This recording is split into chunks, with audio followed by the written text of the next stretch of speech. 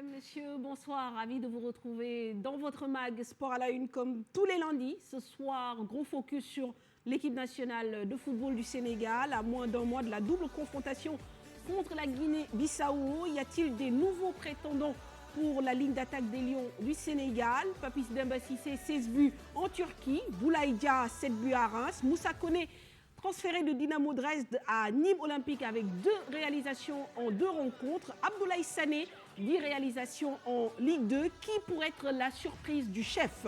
Du côté de la défense aussi, des chantiers s'annoncent. Kalidou Koulibaly connaît la plus longue blessure de sa carrière. Il ne jouera d'ailleurs pas le match aller des huitièmes de finale de la Ligue des Champions demain contre le FC Barça. Le défenseur sénégalais est-il parti pour une saison blanche? Kalidou Koulibaly blessé, Salif Sané en phase de reprise après une longue blessure. La recomposition de l'axe de la défense sénégalaise semble inéluctable et c'est le moment que choisit Ousseynou Ba pour montrer le bout de son nez. Le défenseur, joueur de l'Olympiakos, auteur d'une belle prestation jeudi dernier en Europa League, prestation validée par la star sénégalaise Sadio Mané, a-t-il une carte à jouer? Nous posons le débat, toutes ces questions avec nos invités du soir. Pape Lamine Ndour, journaliste sportif à Stade, 2 anciens internationaux, Amadou Diop, capitaine de l'équipe nationale de Caire 86 et Pape Thiaw, attaquant de la génération 2002.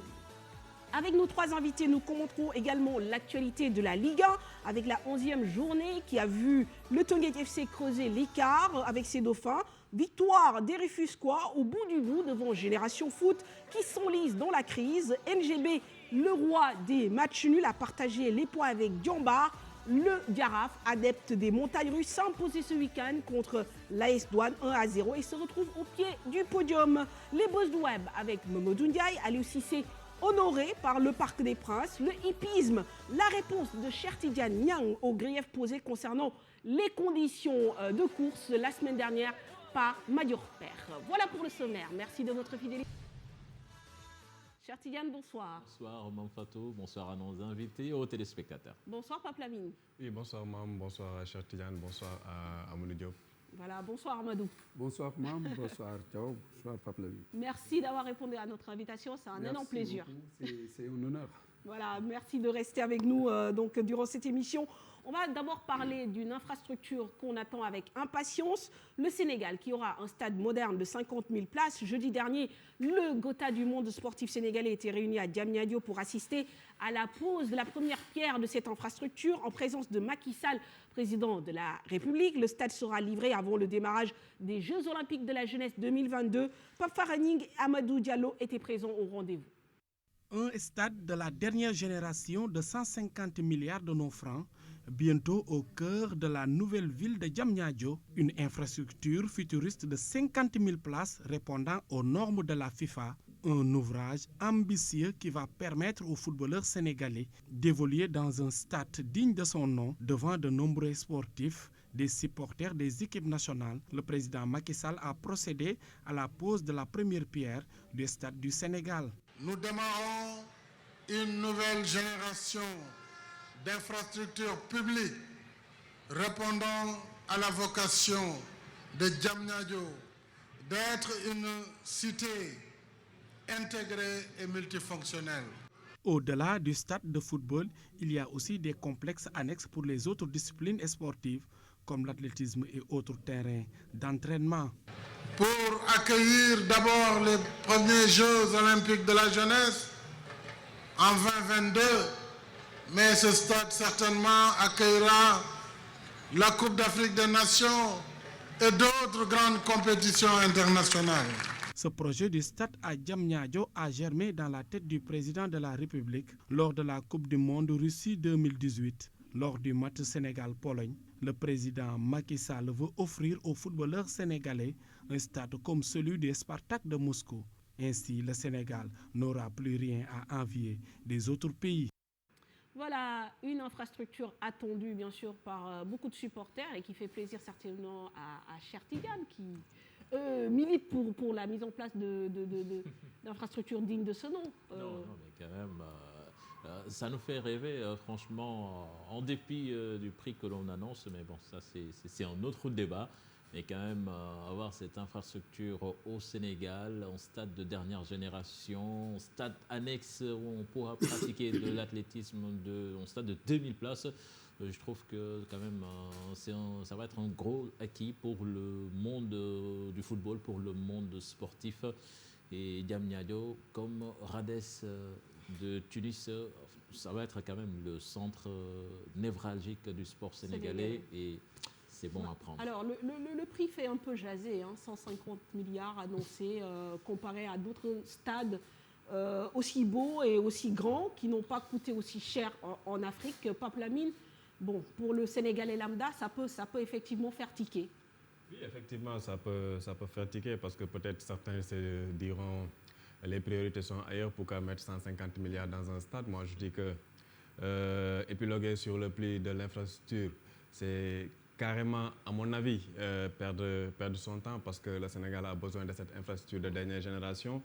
Le dernier grand stade qu'on a eu à construire, c'était en 85 avec le stade Léopold Sédar Senghor qui ne répond plus aux normes de la FIFA. C'est vrai qu'on ferme les yeux pour y abriter des matchs internationaux, mais je pense que c'est bon à prendre. Maintenant, moi, la question que je me pose, c'est comment gérer ces types d'infrastructures-là, parce que c'est des infrastructures de dernière génération.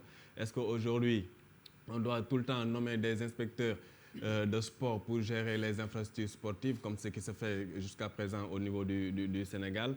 Est-ce qu'aujourd'hui, au niveau de la direction des infrastructures sportives logées au ministère des Sports, on a quand même réfléchi sur comment gérer cette infrastructure-là? Est-ce qu'il faudra externaliser la gestion de cette infrastructure? Ce sont les grosses interrogations auxquelles je me pose. L'autre chose, c'est les stades, ça ne sert plus à venir et suivre un match de football après 90 minutes, on sort, on rentre. Les stades maintenant, c'est un espace convivial, les gens viennent avec leur famille, ils sont dans les restos, dans les boutiques, font des achats, mangent avec leur petite famille et après, avant le coup d'envoi, ils rentrent dans les stades, regardent le match et rentrent chez eux. Maintenant, il faut qu'on réfléchisse sur tous ces paramètres-là pour donner... Je pense que ça a été pris en compte parce qu'on nous parle d'un restaurant. Comme c'est le cas avec le Dakar Arena, où quand même, durant l'Afrobasket, on a vu qu'il y avait un dispositif mis en place pour que les gens puissent se restaurer. Après, il y a aussi, Amadou, la question de la distance, parce que Cheikh Tidiane en parlait, le centre névralgique du sport, mais aujourd'hui, quand même, il faut dire que, par exemple, pour les équipes de Ligue 1, aller jusqu'à Diamniadio, ça peut être assez casse-tête. Bon, même si le stade n'est pas forcément destiné aux équipes de Ligue Pro, mais ce problème du transport, est-ce que ça peut être un frein, justement, à l'usage et à l'adoption de ces infrastructures par le public sénégalais? Bon, moi, je dirais tout simplement, d'abord, que c'est un lutte de soulagement. Et d'abord, on félicite le président qui a eu l'idée et l'initiative de nous offrir ces bijoux-là. Je pense qu'aussi, il s'est inspiré sur la Russie, comme on l'a si bien dit, pour prendre le goût et savoir qu'aujourd'hui, dans le monde footballistique, surtout que le Sénégal, dans son statut de leader, on doit y avoir au moins un stade digne de ce nom. Et je pense bien qu'aujourd'hui, ce qu'on vit au Sénégal, je pense que la distance ne nous gênera pas, parce que les gens sont aussi... exilés un peu partout, entre Guédiawaye, deuxièmement, comme on dit, c'est la nouvelle ville. Et surtout, il y a quand même, faut pas oublier, il y a le train express, voilà, régional, BRT, voilà, justement. Tout ça. Et d'autre part, moi, je pense que voilà, les fans de cette équipe nationale-là, je me rappelle bien du temps de Koya et Pape Diop, le Sénégal avait déplacé son match à Kaolack. Et que le stade était archi-comble. Donc, quand tu prends aujourd'hui, avec ce qui se passe dans le monde footballistique, avec cette modernisation-là, je pense que voilà, la distance, pour moi, ça importe pas. Ça ne devrait pas poser problème. L'essentiel, c'est d'avoir ce stade-là. Tout à fait. Voilà. Le président parle aussi de la possibilité d'organiser une CAN dans 4 ans. Bon, après, je pense qu'il y a une CAN en 2023 attribuée à la Côte d'Ivoire. En 2025 à la Guinée. Bon, est-ce qu'il est un peu mal informé ou il veut peut-être faire une co-organisation avec la Guinée? Ouais, je pense qu'il a été briefé sur ce sujet-là. Il ne s'est pas trompé, Pas peut-être. sûr. Il a lancé sa balle de sonde par rapport à la CAF. Effectivement, il a lancé son ballon de sonde parce que n'oubliez pas que le Sénégal a également octroyé des privilèges à la CAF en abritant les CAF Awards en 2018, là, au moment où on avait du mal à organiser ce ballon d'or africain-là. Le Sénégal également a accepté d'abriter beaucoup de jeunes compétitions comme la Coupe d'Afrique des U20, le tournoi UFOA, la Coupe d'Afrique des U23 et tout ça. Je pense qu'aujourd'hui, le modèle de co-organisation n'est pas à exclure parce que c'est vrai que la Guinée, c'est le pays d'à côté. Mais également, pour organiser une CAN, n'oubliez pas que le format de la CAN a évolué avec le nombre d'équipes qui y participent. Donc, je pense qu'il faudra 6 terrains, 6 grands stades aux normes, en plus les réceptifs hôteliers et tout ce qui va avec. L'idée de co-organiser cette compétition-là, je pense, avec la Guinée, n'est pas On parle de la Gambie aussi, hein. On parle de la Gambie, oui. Mais moi, je pense que le président va dans la lignée de l'organisation des Jeux Olympiques. Je pense que ça doit être une continuité. Tu ne peux pas organiser une si grande compétition que les Jeux Olympiques et ne pas pouvoir organiser la Coupe d'Afrique. Parce que déjà à Dakar, ça peut faire 3 stades. Bon, dans la région de Dakar, le stade olympique Demba Diop qui sera entièrement rénové. Et on parle là aussi d'un stade de dernière génération. Peut-être que ça pourra abriter des matchs de Coupe d'Afrique. Le pôle Sédar Senghor aussi, entre-temps, si c'est rénové, ça ne fera déjà 3. Si c'est une co-organisation, ça peut bien marcher ou bien construire dans les régions. Alors si on fait le point, on se rend compte que quand même le Sénégal est en train, petit à petit, de faire son retard par rapport au passé. Aux infrastructures. On a parlé du Dakar Arena, il y a aussi l'arène nationale et bientôt un stade olympique. Mais il y a un point important qu'a souligné Lamine et je pense que sur ce point-là aussi, il faudra que le ministère des Sports pousse la réflexion, c'est la gestion de ces infrastructures. Parce que je ne pense pas que l'arène nationale ait abrité beaucoup de combats jusqu'ici.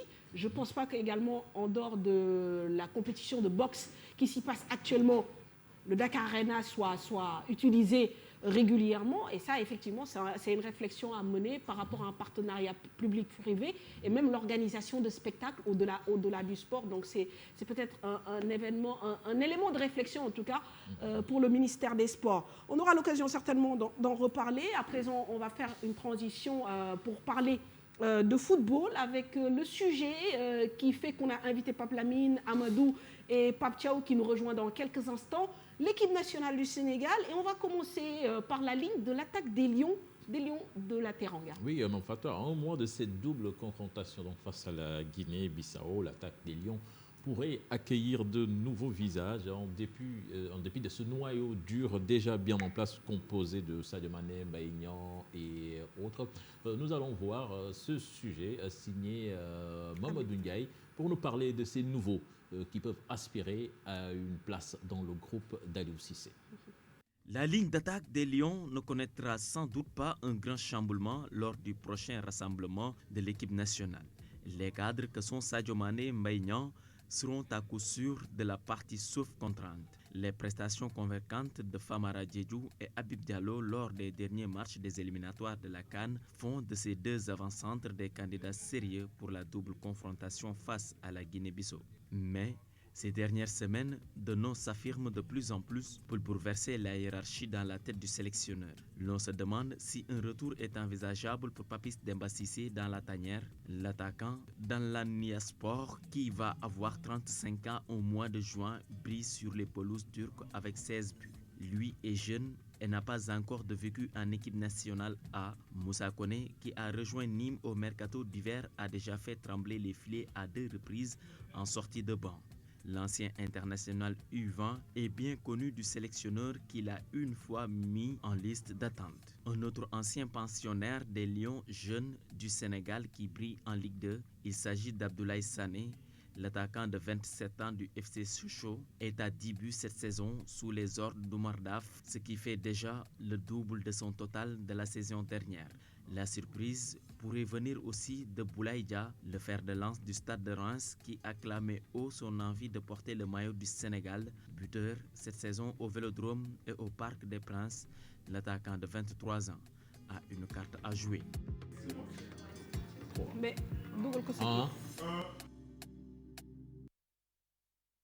voilà, des cartes à jouer, des places à prendre, on pose le débat. On commence d'abord par peut-être le plus ancien qui marque quand même depuis le début de la saison et qui est prolifique en but.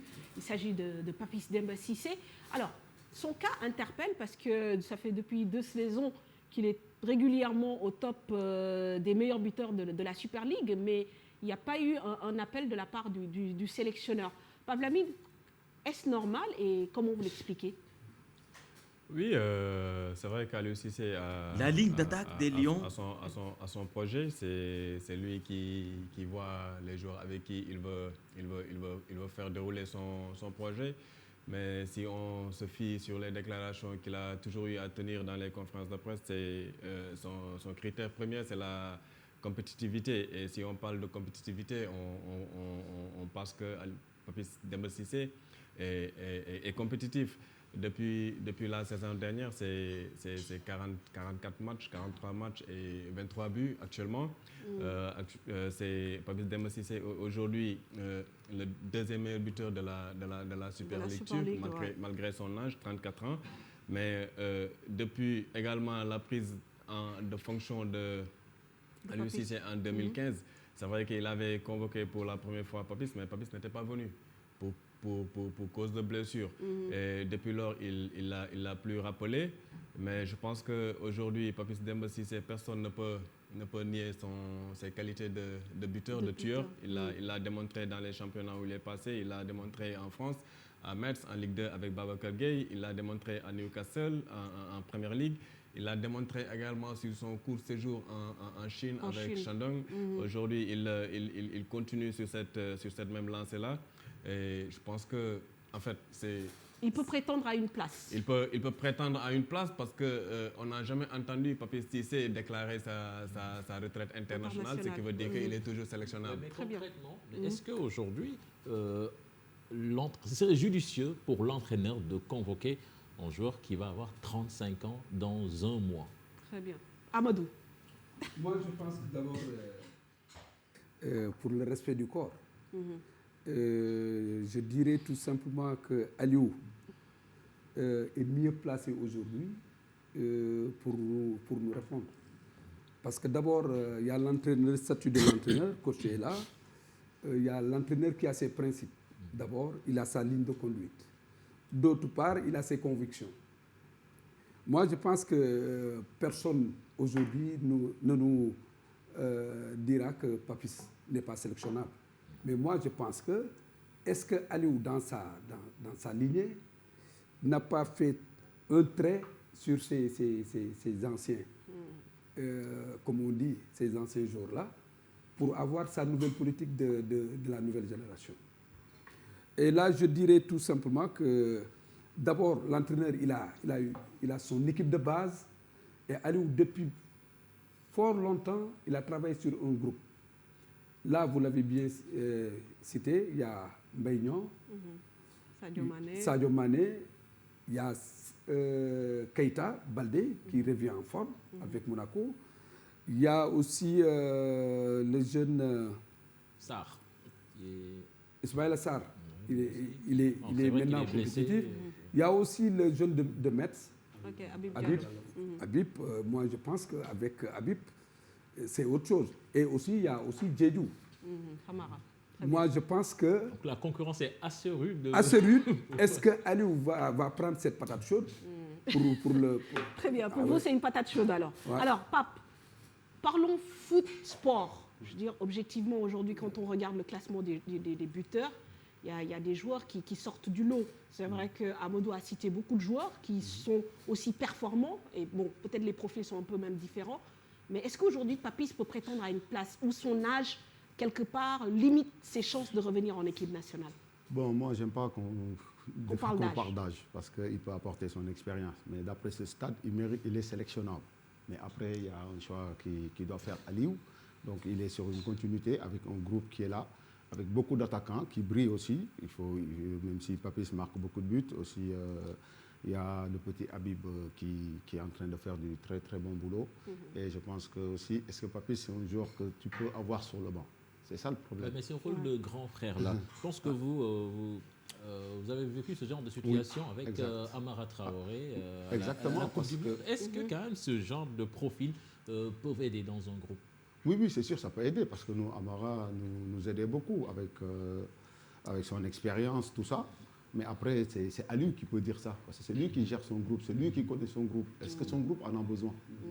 Parce qu'aujourd'hui, quand on voit qu'il y a beaucoup de leaders quand même dans ce groupe, et tandis que nous, il y avait des problèmes d'ego. Donc un gars comme Amara, on avait besoin. Donc il y a tout ça, ces paramètres. Donc comme il a bien souligné Amadou, seul Aliou peut répondre à cette question. Tout à fait. Mais quand on pose justement, parlant de paramètres, parce que Amadou semblait dire qu'il y a un groupe de base, certes, mais il y a aussi, depuis la CAN, on sent que voilà, il y a des nouveaux joueurs qui sont intégrés petit à petit. C'est le cas de Habib Diallo dont vous parlez, Famara Diédhiou qui revient.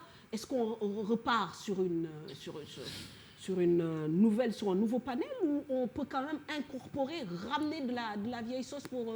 voilà. Bon, moi je dirais tout simplement à la place d'Aliou, je ne vais même pas m'hasarder. Parce que d'abord, j'ai essayé Habib, il m'a donné satisfaction. J'ai essayé Amara Diédhiou. Famara Diédhiou, il donne satisfaction. Mais je ne vais pas me dire aujourd'hui, je vais essayer un autre. Moi, c'est dans cette ligne-là que je vais continuer. Et le reste, on verra. Mais je dirais que Papis, il a montré que voilà, il n'a pas encore baissé les armes. Il donne satisfaction, mais j'ai peur qu'elle lui tourne le dos. Très bien. Alors, parlons un peu des jeunes aussi, hein, parce que ce n'est pas parce que vous avez des joueurs qui donnent satisfaction que vous mettez des œillères par rapport aux performances de tous les potentiels sélectionnables. Parce qu'aujourd'hui, on parle du cas de Papis Demba Cissé parce qu'on ne peut pas ne pas en parler. Il est à 16 buts, c'est l'un des meilleurs attaquants en ce moment sénégalais du moment. Il est dans la liste, il est sur le starting block. Maintenant, il y a des joueurs aussi, des jeunes joueurs comme Boulaye Dia, comme Abdoulaye Sané, qui a revu une seconde jeunesse à Sochaux. Est-ce que ce sont des joueurs qui peuvent être intégrés dans la prochaine liste et qui peuvent constituer une surprise par rapport aux 2 matchs contre la Guinée-Bissau?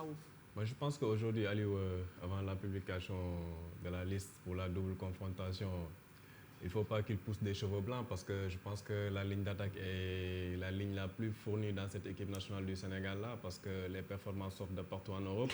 C'est vrai. Après, voilà, Boulaye Dia, c'est vrai qu'il fait de bonnes choses avec Reims. On voit Abdoulaye Sané également qui fait de bonnes choses avec Sochaux.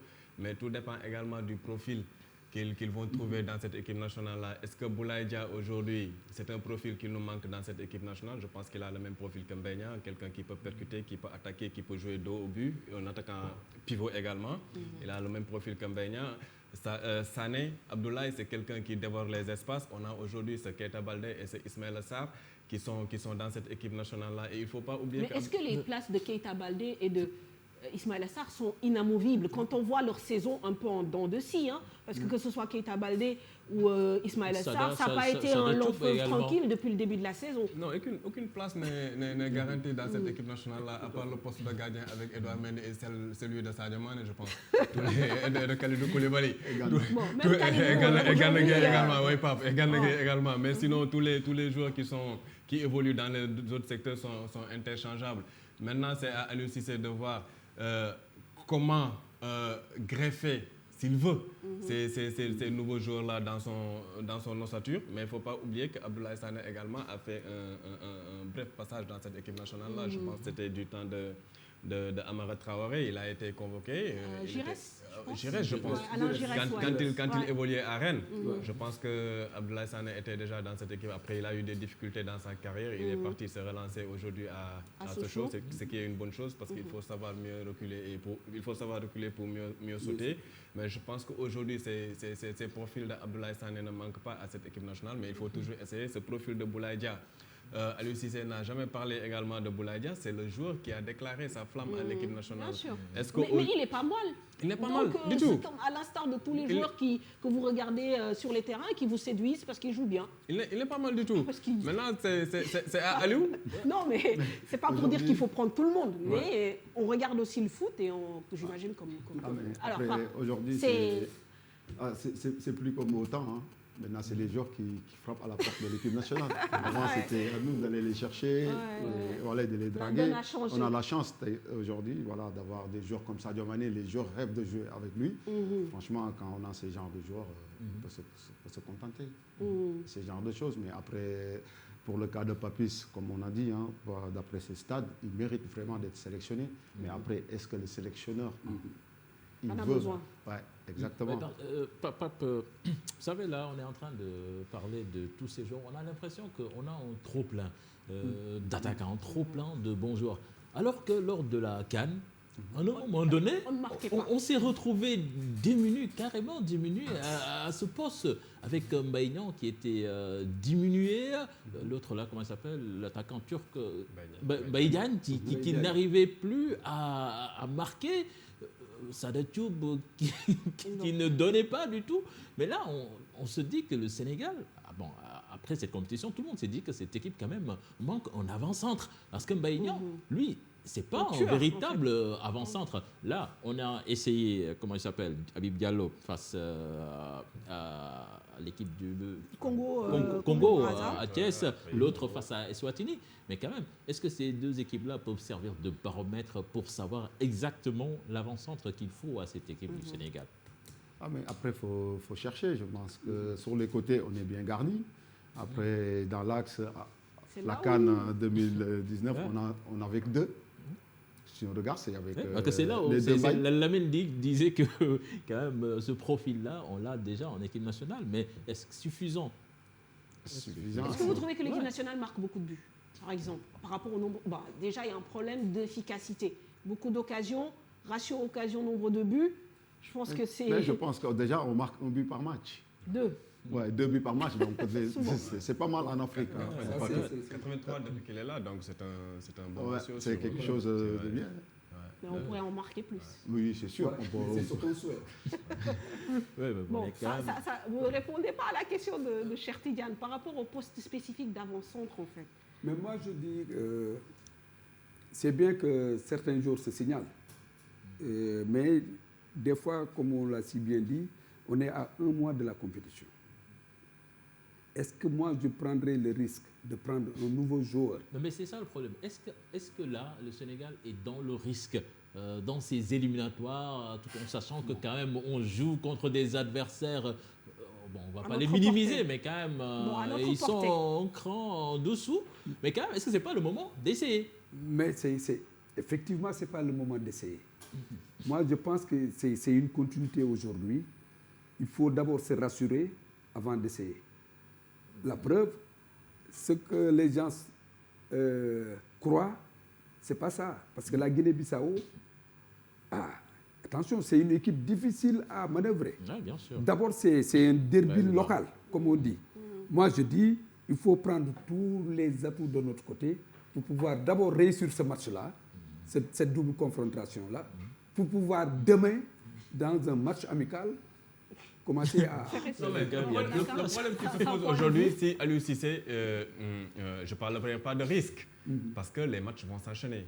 Après la double confrontation contre la Guinée-Bissau, en juin, on aura Congo. En septembre, on aura Eswatini. On enchaîne sur le Togo en octobre pour les qualifications de la Coupe du Monde 2022. Donc, on n'aura pas de répit. Est-ce que le Sénégal même va jouer un match interne, un match amical durant la trêve? Je pense qu'on va enchaîner. Et je reviens un peu sur Papis. Papis, on ne va pas l'essayer. Papis, il a déjà fait ses preuves en équipe nationale. C'est 17 buts. C'est le 3e meilleur buteur de l'histoire de l'équipe nationale du Sénégal. Il connaît déjà ce poste, il connaît l'Afrique, il connaît les terrains, il connaît les adversaires, il connaît cette adversité-là. Est-ce qu'on va l'essayer? On ne va pas l'essayer. Tout dépend du cadre qui sera défini par Aliou Cissé et ce qu'il veut faire de Papis Demba Cissé. Est-ce qu'il lui dira, écoute, mon frère, tu seras là sur le banc pour accompagner tes jeunes frères, leur montrer comment finir un ballon flottant, comment, je ne sais pas, moi, je ne suis pas entraîneur. C'est juste une idée que je donne. Mais Papis, on ne va pas l'essayer. Il a déjà fait ses preuves dans cette équipe nationale-là. Très bien. Oui, Bon, mais quand même, mais il faut le dire qu'il manque un vrai avant-centre. Bon, peut-être il y a Famara et Habib Diallo, mais ils n'ont pas encore prouvé leur réelle valeur en équipe nationale. Vous étiez avant-centre Papillon. Mais Habib, il a été titularisé combien de fois? Tout à fait. Il est sur le chemin. Il est en progression. Est-ce que Papis a été une fois sélectionné? Non. Et après, est-ce que Papis rentre dans les plans de jeu d'Ali? Tout à fait. Il faut se poser cette question. On peut être bon, on peut être un bon avant-centre, mais on ne rentre pas dans le profil, dans le projet de jeu de l'entraîneur. Donc il y a ça, mais après, d'après ces stades, franchement, il mérite d'être sélectionné. En fait, il y a l'aspect Aliou, Papis Demba Cissé, mais il y a aussi les autres joueurs. Il faut, je pense, un peu élargir le débat. Il ne faut pas faire une fixation sur lui, parce qu'il y a aussi Moussa Koné. En sortie de banc, déjà, il a marqué à deux reprises en championnat. Mais ce genre de jeune garçon, est-ce qu'on ne peut pas le sélectionner et en faire un projet, tout en sachant que, sauf catastrophe, quand même, le Sénégal va se qualifier à la Coupe d'Afrique. Ouais. Oui, mais quand même. Très bien. Mais moi, je pense que là, Aliou, peut-être dans sa tête quelque part, il est en train de gérer ça. Parce que, comme tu l'as si bien dit, demain, peut-être il y aura quelques blessés. Est-ce que dans son calepin, il n'a pas ça? C'est la question qu'on se pose. Mais moi, je dis tout simplement que ces deux gamins-là... Non, mais attends. Ils ne peuvent pas. Habib, on l'a titularisé 2 fois.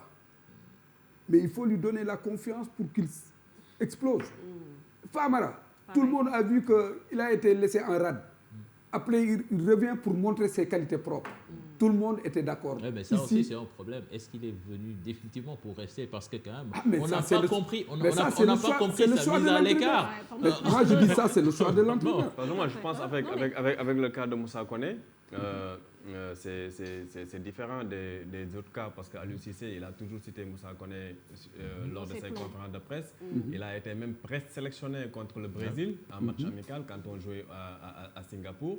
Ça veut dire que le sélectionneur national a une idée précise de ce qu'il veut faire avec Moussa Koné. Pour le cas de Famara, c'est un peu plus complexe parce que Famara, souvent, c'est des concours de circonstances qui lui font jouer parce que Mbegna était absent également, il n'était pas venu et tout le monde sait que Mbegna est l'attaquant numéro 1 de Aliou Cissé. Est-ce qu'aujourd'hui, si Mbegna est présent et en possession de ses capacités physiques et je ne sais pas... Mais Lamine, justement, est-ce que la donne n'a pas changé par rapport à Mbegna aujourd'hui? Est-ce qu'il est l'attaquant numéro 1? Parce que déjà, sur le match contre le Congo, il est sur le banc. Et par rapport aux épisodes précédents, on ne va pas revenir là-dessus. Est-ce qu'aujourd'hui, la donne n'a pas changé? Et d'ailleurs, Maignan a connu une petite méforme. Là, il revient avec 2 buts. Mais pour moi, justement, ça ouvre encore plus le débat sur l'arrivée de nouveaux joueurs, potentiels joueurs, qui peuvent peut-être prendre la place de Maignan. Et surtout, Sakane, lors de cette Coupe d'Afrique des Nations, on a attendu les buts de Maignan.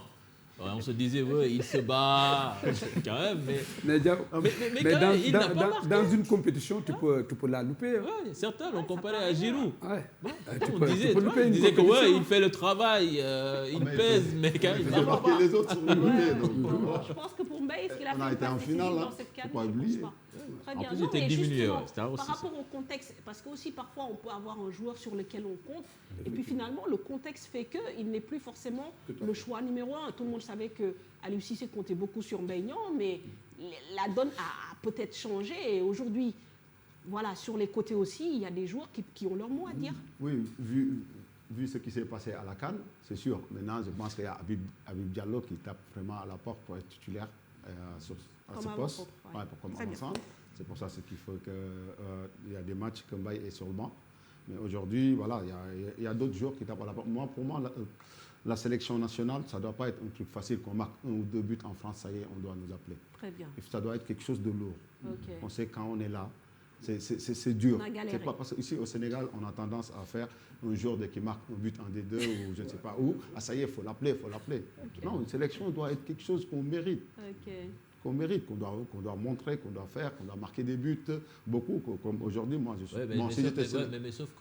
Sauf que des fois, tu vois des joueurs qui marquent 1 ou 2 buts, et si tu ne les convoques pas, tu peux les rater, parce que c'est arrivé. Je ne sais pas, c'est pas arrivé, mais avec Moussa Sow, c'était possible que cela arrive. Parce que Moussa, en un moment, les Français ont regretté de ne pas le convoquer en équipe de France. Et après, il a explosé. Et là aussi, je fais référence à Boulaye Dia, l'attaquant de Reims, qui est actuellement même très demandé dans le championnat anglais. Et s'il explose demain et qu'il n'est pas convoqué en équipe du Sénégal et que la France le convoque, là, quand même, on se dira qu'on est passé à côté. À côté, très bien. Alors, on va écouter d'autres spécialistes qui ont aussi réagi à la question. Pour eux, il n'y aura pas de chamboulement dans l'attaque des Lions. Papis Demba Cissé a déjà fait son temps en équipe nationale. Par contre, Boulaye Dia a des atouts pour rejoindre la tanière. Nous les écoutons. Déjà, il faut revenir sur les critères de sélection. Donc les critères sont nets, donc c'est des critères bien définis.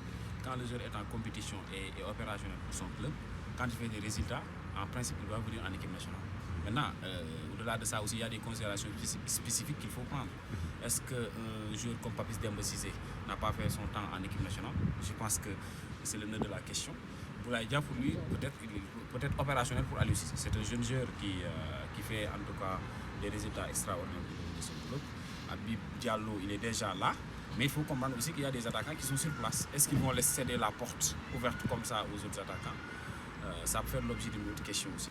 Oui, je pense qu'aujourd'hui, on est en train de voir quand même une sorte de résurrection de certains joueurs. Donc, Dame Ndoye, Papis Demba Cissé, Dame Ndoye de l'autre côté, Papis Demba Cissé. On parlait aussi de Boulaye Dia. Moi, je pense que certainement, c'est Boulaye Dia qu'on devrait essayer de voir, compte tenu du fait qu'il pourrait quand même apporter du sang neuf à l'équipe. On ne l'a pas vu en sélection et il a envie de venir. Donc, essayons peut-être de l'appeler. Et ça peut permettre aussi de juguler certaines situations dont la venue de Mbaye Diagne qui n'a pas donné totale satisfaction aux Sénégalais. Et Mbaye Niang qui n'est pas souvent très précis peut-être dans ses choix tactiques et autres. Donc je me dis que quelque part, il faudrait que Aliou Cissé puisse au moins appeler des joueurs qui puissent nous donner quelque chose. On a vu Sada Thioub qui est revenu à un meilleur niveau. Et avec les matchs qu'on a, la série de matchs en sélection, peut-être avec les éliminatoires de la CAN et de la Coupe du Monde, il faudrait qu'on ait un maximum de joueurs en attaque qui puissent nous permettre de se qualifier ou bien de marquer des buts, mais surtout pour les cas de Papis Demba Cissé et autres. Je pense que depuis 2012, je dirais qu'ils ont déjà fait leur temps, quoi. Ce sera très difficile parce que je pense que Aliou Cissé est déjà parti sur un projet et dès le départ, les deux attaquants-là ne faisaient pas partie de son projet parce que ça fait 4 ans qu'il est là et durant ces 4 ans-là, peut-être lors de sa première convocation, il les a appelés, mais malheureusement Papis était blessé, donc il a entamé un projet sans eux. Et ce projet-là, il continue à le dérouler. Et je pense que c'est peut-être pourquoi ce serait très difficile de revoir Papis Cissé et Dembaba en sélection. Parce qu'il est parti sur un autre projet et il y a de jeunes attaquants qui sont là, qui continuent à marquer également. Que ce soit Habib Diallo qui est très jeune mais qui marque en Ligue 1 française, que ce soit Mbaye Niang qui est jeune également et qui marque aussi en Ligue 1 française, et Famara Diédhiou qui marque avec Bristol. Donc je pense que ce sera extrêmement difficile pour Papis et Dembaba de revenir dans le train. Voilà, merci Dembaba. Alors on va passer à une autre ligne. Cette fois-ci, la défense ou des chantiers aussi s'annonce, notamment avec le cas de Kalidou Koulibaly. Voilà, qui vit une période difficile en ce moment, à peine revenu de blessures qu'il a éloignées des terrains pendant presque 2 mois. Il est retourné à l'infirmerie et demain, il ne sera pas de la partie en Ligue des Champions face au Barça. Aujourd'hui, en accord avec le staff du Napoli, Kalidou travaille pour retrouver sa forme. Le défenseur est-il victime d'un trop-plein de compétition? Élément de réponse dans cet élément. Il nous revient en équipe nationale et il nous revient sur les terrains de groupe et pour nous faire vivre ce qu'il savait faire.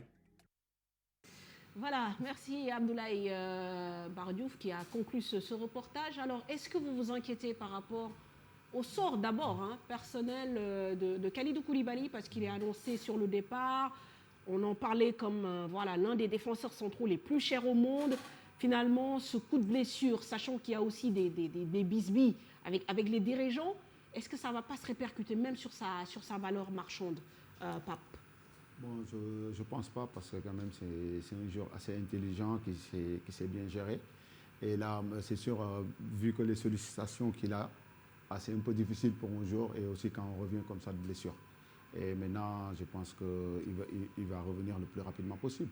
Et je ne m'inquiète pas pour Kalidou. Un joueur fatigué? Fatigué, Coupe du Monde, Coupe d'Afrique. Il a beaucoup joué. Et comme lui, il ne triche pas. Il a toujours été très sérieux, très sobre. Je pense que ces genres de blessures vont d'abord lui permettre de bien récupérer et pour revenir en force. Ouais. Alors, mais je pense que Tierno Dramel a quand même dit dans le reportage qu'il fait la saison de trop à Naples. Est-ce que toutes ces histoires, ces problèmes avec son président, est-ce que ça n'a pas contribué à le fragiliser davantage? Moi, je ne pense pas, parce que c'est vrai que le problème qu'il a eu avec certains joueurs contre le président, ça s'est arrivé en fin de première moitié de saison. C'était après une défaite, on les a demandé d'être mis au vert, ils ont refusé, ils ont dit qu'ils vont rentrer chez eux. Après, c'est parti comme ça.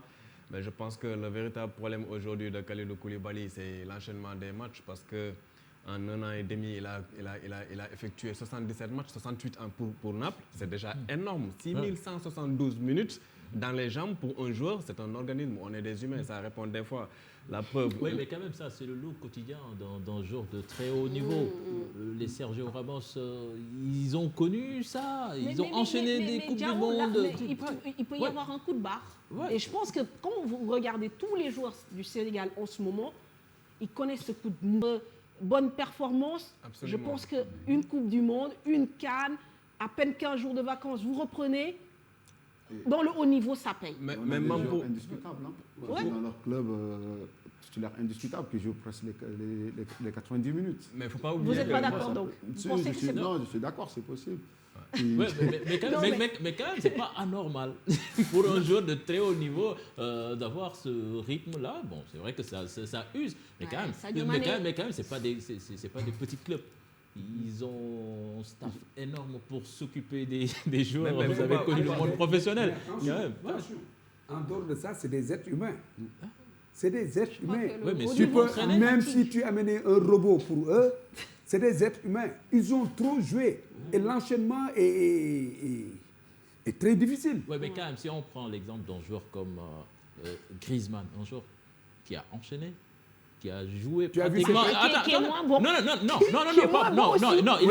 il n'est pas moins bon parce qu'il n'est pas bon physiquement. Ouais. Peut-être que c'est par rapport au changement de club, de philosophie de jeu.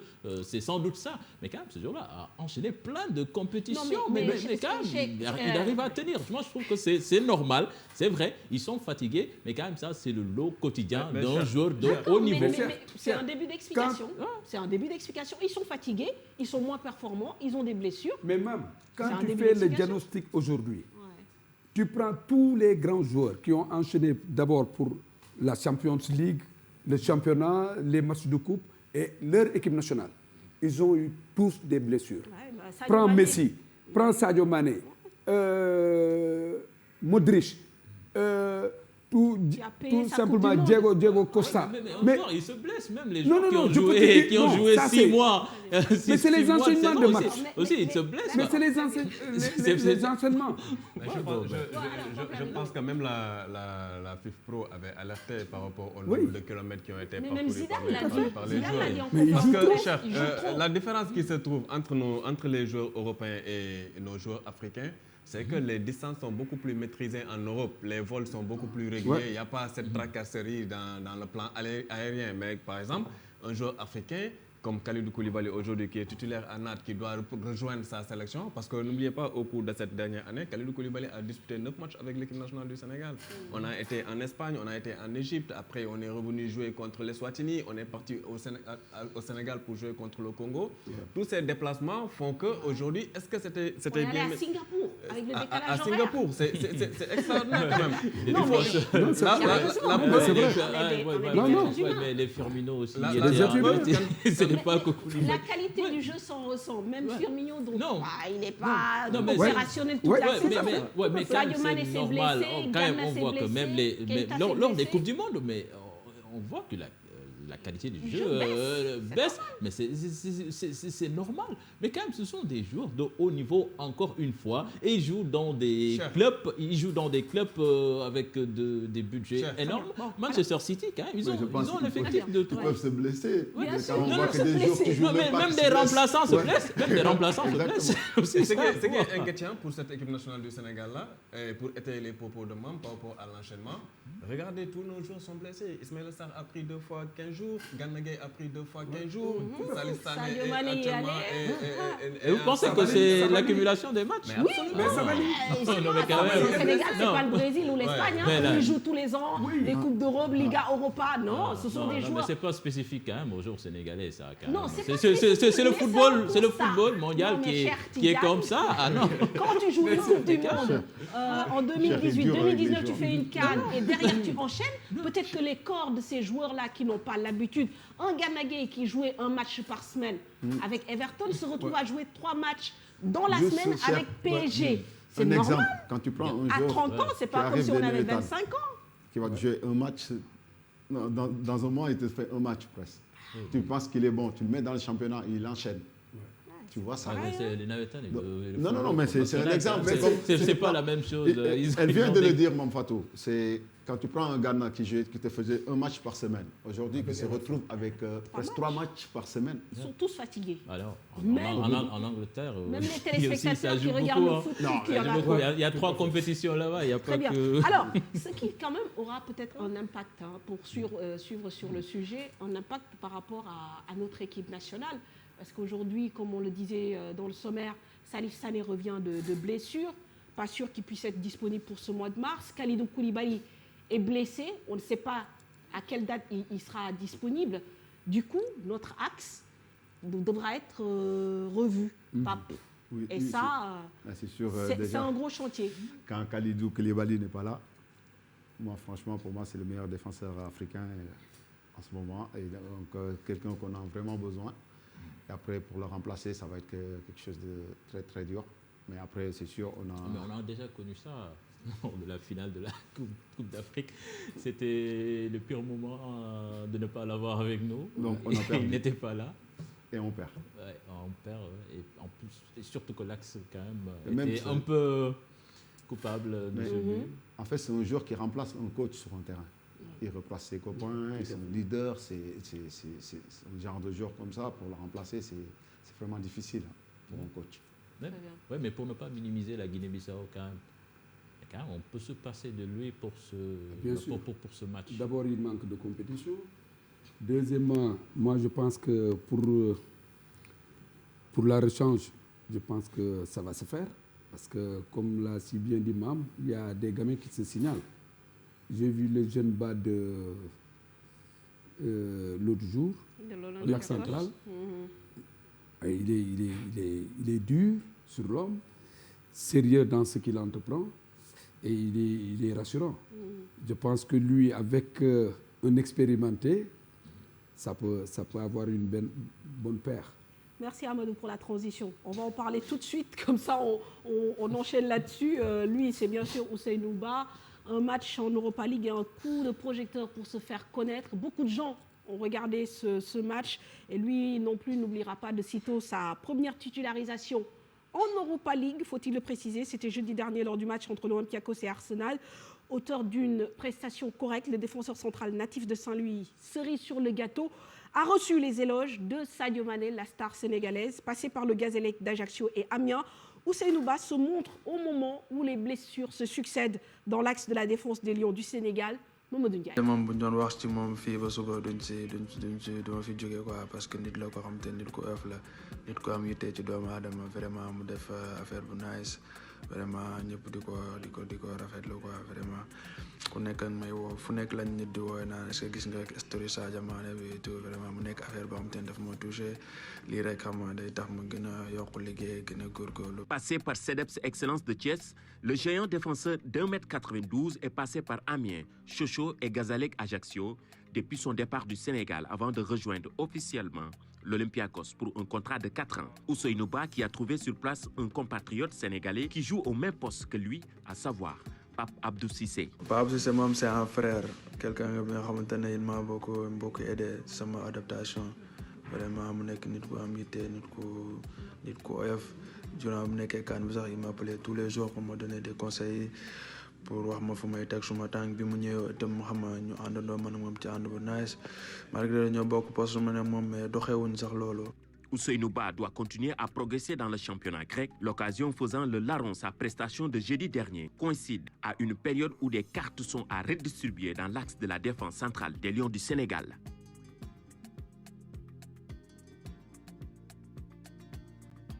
Alors, PLN, un axe à recomposer. Ousseynou, il peut faire l'affaire, même s'il y en a d'autres aussi qui tapent à la porte. Sauf que quelqu'un comme Abou Cissé, qui avait été intégré dans cette tanière, lui aussi a subi des blessures en début de saison. Aujourd'hui, il est sur le banc, il joue aussi, mais par intermittence. Donc, c'était le bon moment pour ce joueur-là, bon, que beaucoup découvrent, de montrer le bout de son nez.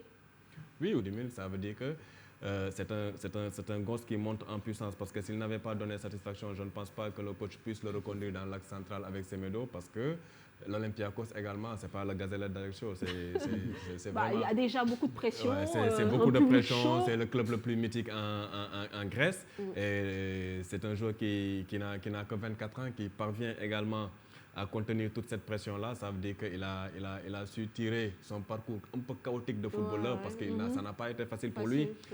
C'est Saint-Louis, après Saint-Louis, CNF de Thiès. Après, il a fait des tests à Sochaux, à Amiens, en France, avant d'arriver au sommet. Ça veut dire qu'il a tiré toutes les leçons de son parcours un peu chaotique aujourd'hui pour saisir sa chance. Parce que des fois, il faut saisir sa chance. Et il sait qu'aujourd'hui, si on te donne une cuillère, il ne faut pas la salir, il faut vraiment l'utiliser à bon escient. C'est ce qu'il a fait depuis sa première utilisation avec Olympiakos. Je pense que ça sera une bonne pioche pour cette équipe nationale du Sénégal-là, étant donné qu'également derrière, il faut qu'on prépare également la relève dans la défense centrale. Cheikh Kouyaté qui dépend très souvent dans l'axe et pire vers la fin de ça. C'est quand même 29 ans. Hein? Après une compétition, ça sera 31 ans. Est-ce qu'on aura toujours besoin de ces joueurs trentenaires-là? Après, il y a Naby Sarr qui arrive derrière, qui a été convoqué contre le Congo, contre l'Eswatini. Naby, c'est vrai qu'il joue à Charlton, mais peut-être lui, le profil qu'il a, c'est un profil un peu différent parce que c'est un défenseur central gauche, ce qu'on n'a pas dans cette équipe nationale-là depuis le départ de Papi Djila Bodji. Donc, c'est Ousseynou Ba, je pense que c'est... Si, il y a quelqu'un, mais bon, peut-être qu'il est trop jeune pour prétendre jouer, Moussa Ndiaye. Mais Moussa Ndiaye, il faut qu'il joue d'abord. C'est ce que je dis, peut-être qu'il est trop jeune pour jouer. Mais c'est un profil d'axe gauche.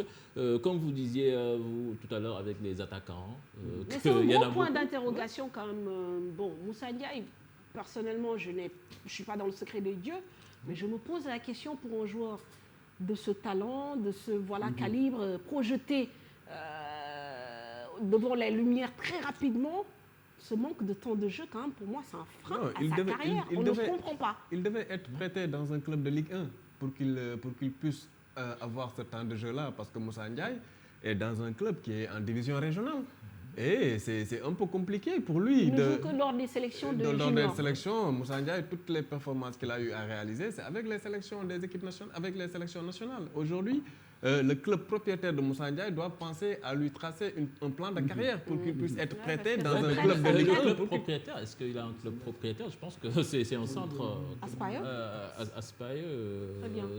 Alors, ce chantier de l'axe, on sait que, comme le disait, je pense, Demba tout de suite, c'est très difficile de changer un axe, surtout quand ça marche. Et là, c'est peut-être un point névralgique sur lequel Aliou Cissé devra se pencher. Avec qui jouer?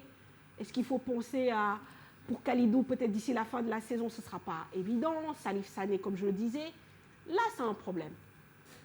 C'est un gros problème, mais je pense que lui, dans sa tête, il a les rechanges. Parce que, comme tu l'as si bien dit, il y a Naby qui est là-bas et qui n'avait pas encore joué.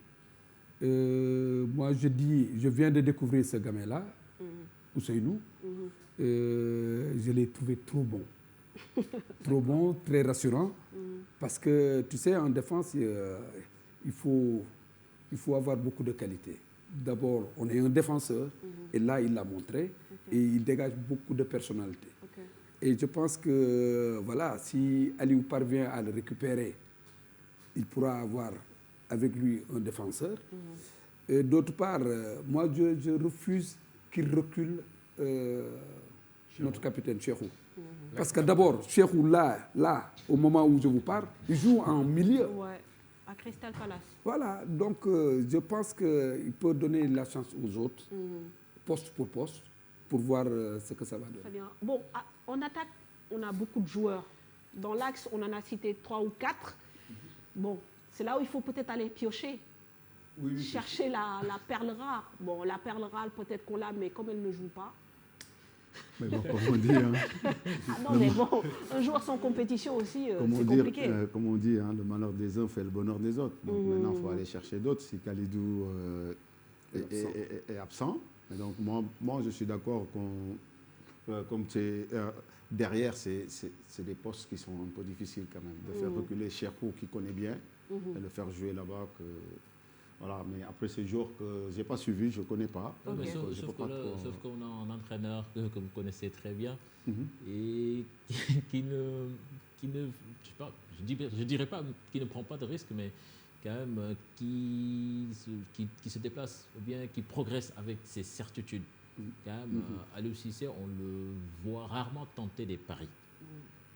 Mais, bon, ça le réussit bien aussi. Ça le réussit bien, il fait des résultats. Ça, c'est sûr. Mais moi, je pense que Cheikhou, derrière, c'est pas mal quand même. Il a joué pas mal, il connaît, il a l'expérience, tout ça. Et après aussi, s'il y a d'autres jeunes qui tapent à la porte, pourquoi pas les essayer? Parce que, quoi qu'on puisse dire, les éliminatoires de la CAN sont à notre portée. Donc, on peut essayer de trouver aussi d'autres paires. Très bien.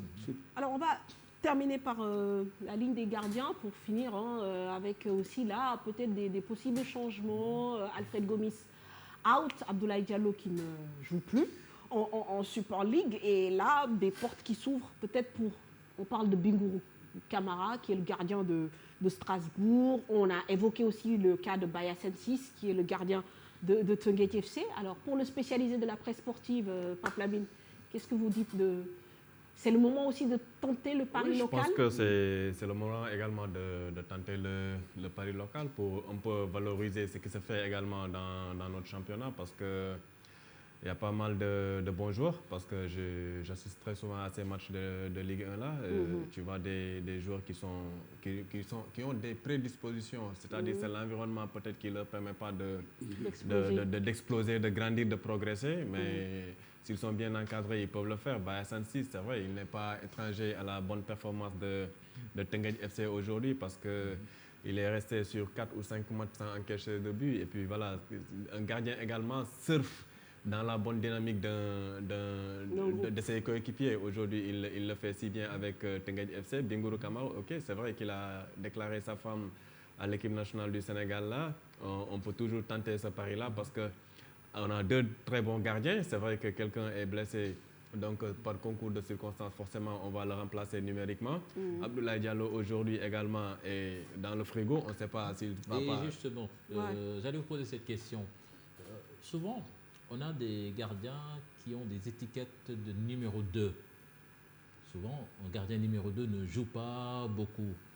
Abdoulaye Diallo, est-ce que vraiment c'est dérangeant de ne pas le voir jouer régulièrement, comme dans l'histoire, si on interroge l'histoire, on a Tony Silva quand même, qui a fait d'excellentes choses dans les buts de l'équipe nationale du Sénégal, alors qu'il n'était même pas deuxième gardien à Monaco. Donc, si on a Edouard qui est là, bien en place, est-ce qu'un gars comme Abdoulaye Diallo, quand même, je pense que peut faire l'affaire pour un poste de numéro 2? Mais il ne joue pas. Oui, je dis, est-ce que c'est un problème? C'est un problème. Pour un gardien. Parce que souvent, on voit des gardiens numéro 2 qui ne jouent pas. Parce que d'abord, il ne faut pas oublier que la compétition, elle est primordiale. Deuxièmement, il y a des critères. Moi, je pense que là, Aliou ne doit même pas hasarder sur ça. Oui, mais tout à l'heure, j'ai donné l'exemple de Tony Silva en 2002. Oui, mais Tony Silva, 2002, c'est une exception. 2002 et maintenant, ça fait 18 ans. Oui, mais c'est un fait. Mais c'est un fait. Mais attends. Quand on regarde le cas d'Abdoulaye Diallo aussi, honnêtement, le joueur, on peut se poser des questions. C'est un joueur qui arrive dans un club et qui n'arrive pas à s'imposer. S'il a quitté Rennes pour aller en Turquie, c'est pour trouver une place de titulaire. Donc, à un moment donné, est-ce qu'on va laisser une place réservée à un joueur alors que d'autres tapent à la porte? Ça aussi, c'est un débat qui se pose. En équipe nationale, lorsqu'il faisait son meilleur match en équipe nationale face à la Tunisie, est-ce qu'il jouait en club? C'était en 2017. On est en 2019. Mais ça fait 2 ans. Mais c'est toujours des faits.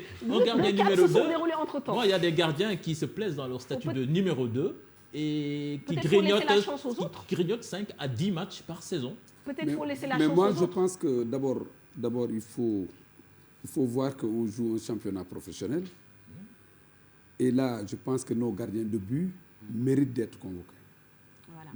Le foot local, parce que là, je l'ai dit tantôt à quelqu'un, en Coupe du Monde, on a convoqué Khadim. Il jouait en Guinée. La Guinée fait le professionnalisme comme nous. On convoque Khadim, toute la fédération, tous les Guinéens étaient contents pour dire on a pris un jour de leur championnat. Mais aussi. Non, mais laisse-moi terminer. Pour qu'il aille en Coupe du Monde. Alors que nous, Sénégalais, on joue notre football professionnel et on n'a même pas pris un joueur pour aller en Coupe du Monde. Oui, mais notre entraîneur a fait jouer un gardien de ce championnat local qui a pris un but. Il a été puni pour ça. Qui? Pape Seydou Ndiaye. Très bien. Mais l'erreur, elle est humaine. Oui, mais à qui la faute, donc? Mais c'est ce que je t'ai dit. Ce qui nous permet de parler du foot. Vous connaissez bien ce foot local. Aujourd'hui, les gardiens, c'est vrai, ont eu leur chance dans cette équipe nationale. Est-ce que vous pensez qu'en dehors de Edouard, Alfred, voilà, qui ont vraiment fini de faire leurs preuves, il y a des gardiens dans ce pays, pour ne pas citer que Bayassane, qui sont capables d'intégrer cette équipe nationale et à qui on doit tendre la perche? Oui, moi je dirais oui. Et il y a Cherno et de Diaraf qui n'est pas du tout mal. Et après, moi, je ne suis pas d'accord qu'on parle que des gardiens. Sur les autres postes, pourquoi pas l'expertise locale? Pourquoi pas? Pourquoi que les gardiens? Aujourd'hui, je pense que dans chaque sélection, quand les joueurs viennent en sélection, il y a 3 ou 4 qui ne vont pas jouer. C'est clair. Donc aujourd'hui, si on va aller chercher localement des joueurs, je pense que ça va être plus motivant pour le championnat, va être plus attractif que maintenant. Très bien. Donc aujourd'hui, moi, je suis joueur. Je rentre sur le terrain, je vois le sélectionneur dans les tribunes. Je dis quand même, il est venu voir. C'est plus motivant. Et se dire que j'ai une chance. Aujourd'hui, je vois un autre joueur qui est sélectionné, un autre numéro 10 ou bien un autre attaquant qui fait partie. C'est motivant pour notre championnat. Il ne faut pas qu'on oublie, on a un championnat professionnel, comme bien souligné. Donc, des fois, on va chercher des remplaçants qui ne jouent pas dans des clubs en Europe. On laisse nos joueurs. Très bien. Sur ce point, rapidement... oui, sur ce point, moi, j'adhère parfaitement à l'idée de Pape, parce que moi, l'arrière-gauche de l'Ice Peking que j'ai vu jouer, hyper talentueux. Hyper talentueux. L'arrière-gauche de l'Ice Peking. Moi, aujourd'hui, j'aurais tenté le pari de convoquer ce boy pour qu'il, ce garçon, excusez-moi un peu du terme, ce garçon pour qu'il puisse grandir avec l'équipe. Parce qu'il a toutes les qualités d'un arrière moderne. On nous parle de carence sur ce poste d'arrière gauche. Vous êtes d'accord? Carence. Le manque au niveau de l'équipe nationale. Mais depuis des années, on a transposé un droitier de métier comme arrière gauche et qu'on a fixé à ce poste en la personne de Sabali. Est-ce qu'aujourd'hui, dans ce championnat, si on fouine, si on regarde beaucoup, à Niaritali, chez Pape, au Diaraf, chez Amadou Diop Boy-Bandi, est-ce qu'on ne trouvera pas peut-être un profil qui peut combler, qui peut résorber ce gap-là et que chacun joue à son poste? Parce que moi, à mon humble avis, je suis convaincu que Sabali est beaucoup plus tranchant quand il sera comme arrière droit. Même son entraîneur, Paulo Sousa, l'a dit à Bordeaux. Il perd souvent quelques secondes pour se remettre sur son bon pied pour effectuer le centre. Donc ça pose problème. Ça veut dire qu'on le fixe sur ce poste d'arrière gauche, mais il perd également quelques secondes pour faire ses centres et pouvoir alimenter en ballon nos attaquants que sont Beigna, que sont peut-être Ismaël Assar, qui sortent très vite dans le dos de la défense. Est-ce que ça ne joue pas également en défense? Et puis pour conforter Pape Thiaw dans ce qu'il dit, dans nos équipes nationales jeunes, quand même, quand on les regarde dans les compétitions internationales, on voit d'excellentes choses. Et ce sont des joueurs qui jouent dans ce championnat local. À la Coupe du Monde U20, quand même, on a vu de très bons joueurs. Je me rappelle de l'axe central du Stade de Mbour. Non, celui qui jouait à Stade de Mbour, Cissé. Mais il était énorme. Et pourtant, c'est des joueurs qui jouent dans ce championnat local. Mais quand même, c'est vrai qu'on les minore. Et des fois, à chaque fois qu'ils sortent et qu'ils se fassent son nom, on les appelle tout de suite. Alors que le niveau n'a pas changé. Très bien. Voilà, donc sur nos différentes lignes en équipe nationale, on va terminer sur les sélections nationales avec les Lionceaux qui sont en train de faire un bon parcours en Arabie Saoudite. Voilà, c'est ce qu'on disait, les Lionceaux qui se qualifient pour les quarts de finale. Moussa Ndiaye et ses coéquipiers se sont imposés 3-0. C'était face à... La Libye. Voilà. En but d'Abdoulaye Ndiaye et en doublé de Pape Matar Sarr. Une deuxième victoire d'affilée donc et la première place de leur poule. On parle à présent de la Ligue 1 que vous maîtrisez certainement, messieurs les entraîneurs et assistants d'entraîneurs. On va commencer par l'équipe leader. 11 journées, 11 matchs sans défaite. Teungueth FC qui continue son parcours sans faute dans le championnat. Tout un stade a explosé de joie samedi quand Djibril Silla a marqué dans le temps additionnel le but de la victoire devant Génération Foot dont le cauchemar continue dans cette Ligue 1. 6e défaite de rang et des similitudes dans le déroulé samedi contre TFC et le week-end d'avant contre Dakar Sacré-Cœur. Les Grenats qui encaissent encore un but assassin dans les arrêts de jeu. Deux dynamiques évidemment contraires pour l'équipe première au classement et celle qui occupe la dernière place. Les temps forts de cette rencontre, Mamadou Ndiaye, image Khadim Cissé. La descente aux enfers continue pour Génération Foot. Les Grenats ont encore chuté. Un 6e revers depuis le début de la saison devant le leader, Teungueth FC, 2-1. Et comme contre Dakar Sacré-Cœur lors de la précédente journée, l'équipe des Grenats a encaissé un but dans les temps additionnels. La tension monte autour du technicien Djibi Fall qui, évidemment, vit des moments difficiles en tant qu'entraîneur. Génération Foot, dernière au classement avec seulement 9 points en 11 journées de championnat. Triste et abattu en conférence de presse d'après-match, le coach Djibi Fall reste ferme. Il ne va pas abandonner le navire malgré la crise. Je ne dois jamais lâcher les joueurs dans des moments difficiles. Je ne vais pas démissionner. Je vais continuer à travailler avec les joueurs parce que moi, je suis un entraîneur, je suis un compétiteur parce que partout où je suis passé, j'ai accepté des défis et je vais continuer à relever ces défis avec les joueurs. Mais ce n'est pas à moi de démissionner. Sur la pelouse du stade Ngalandou Diouf, tout est bien parti pour les Rouges et Blancs. Le champion en titre ouvre le score en première période à la 27e minute sur une tête de Pape Issa Badji. Brillants durant les 45 premières minutes, les Rufisquois prennent le match à leur compte en seconde période. Les hommes de Youssouf Dabo accélèrent et multiplient les occasions pour revenir au score.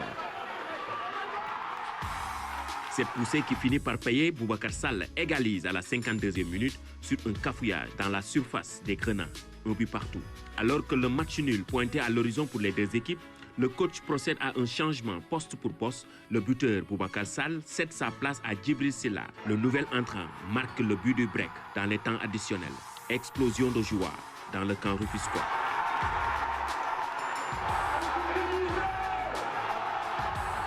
Coaching gagnant pour Youssouf Dabo qui néanmoins garde la tête sur les épaules. Attendez, après, dans ce championnat, il n'y a pas de match facile. On sait que tous les matchs vont être très très disputés, mais à nous d'être prêts et à jouer jusqu'au bout. Parce que cette victoire, on y a cru jusqu'au bout, on a travaillé pour gagner. Et bon, voilà, bravo aux garçons, parce qu'ils n'ont jamais rien lâché, même dans les moments difficiles. Teungueth FC continue son parcours, 11 matchs sans défaite en Ligue 1 et conforte sa première place avec 27 points à 2 journées de la fin de la manche aller du championnat.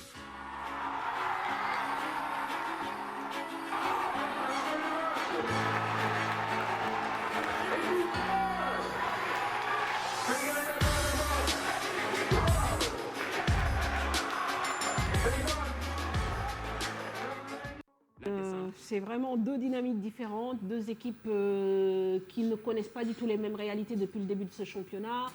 Teungueth FC, ça va très très bien. Pour Génération Foot, l'équipe championne en titre, l'équipe à battre normalement, les choses ne vont pas dans le sens certainement où ils l'espéraient. Comment vous expliquez que Génération Foot connaisse autant de difficultés depuis le début du championnat?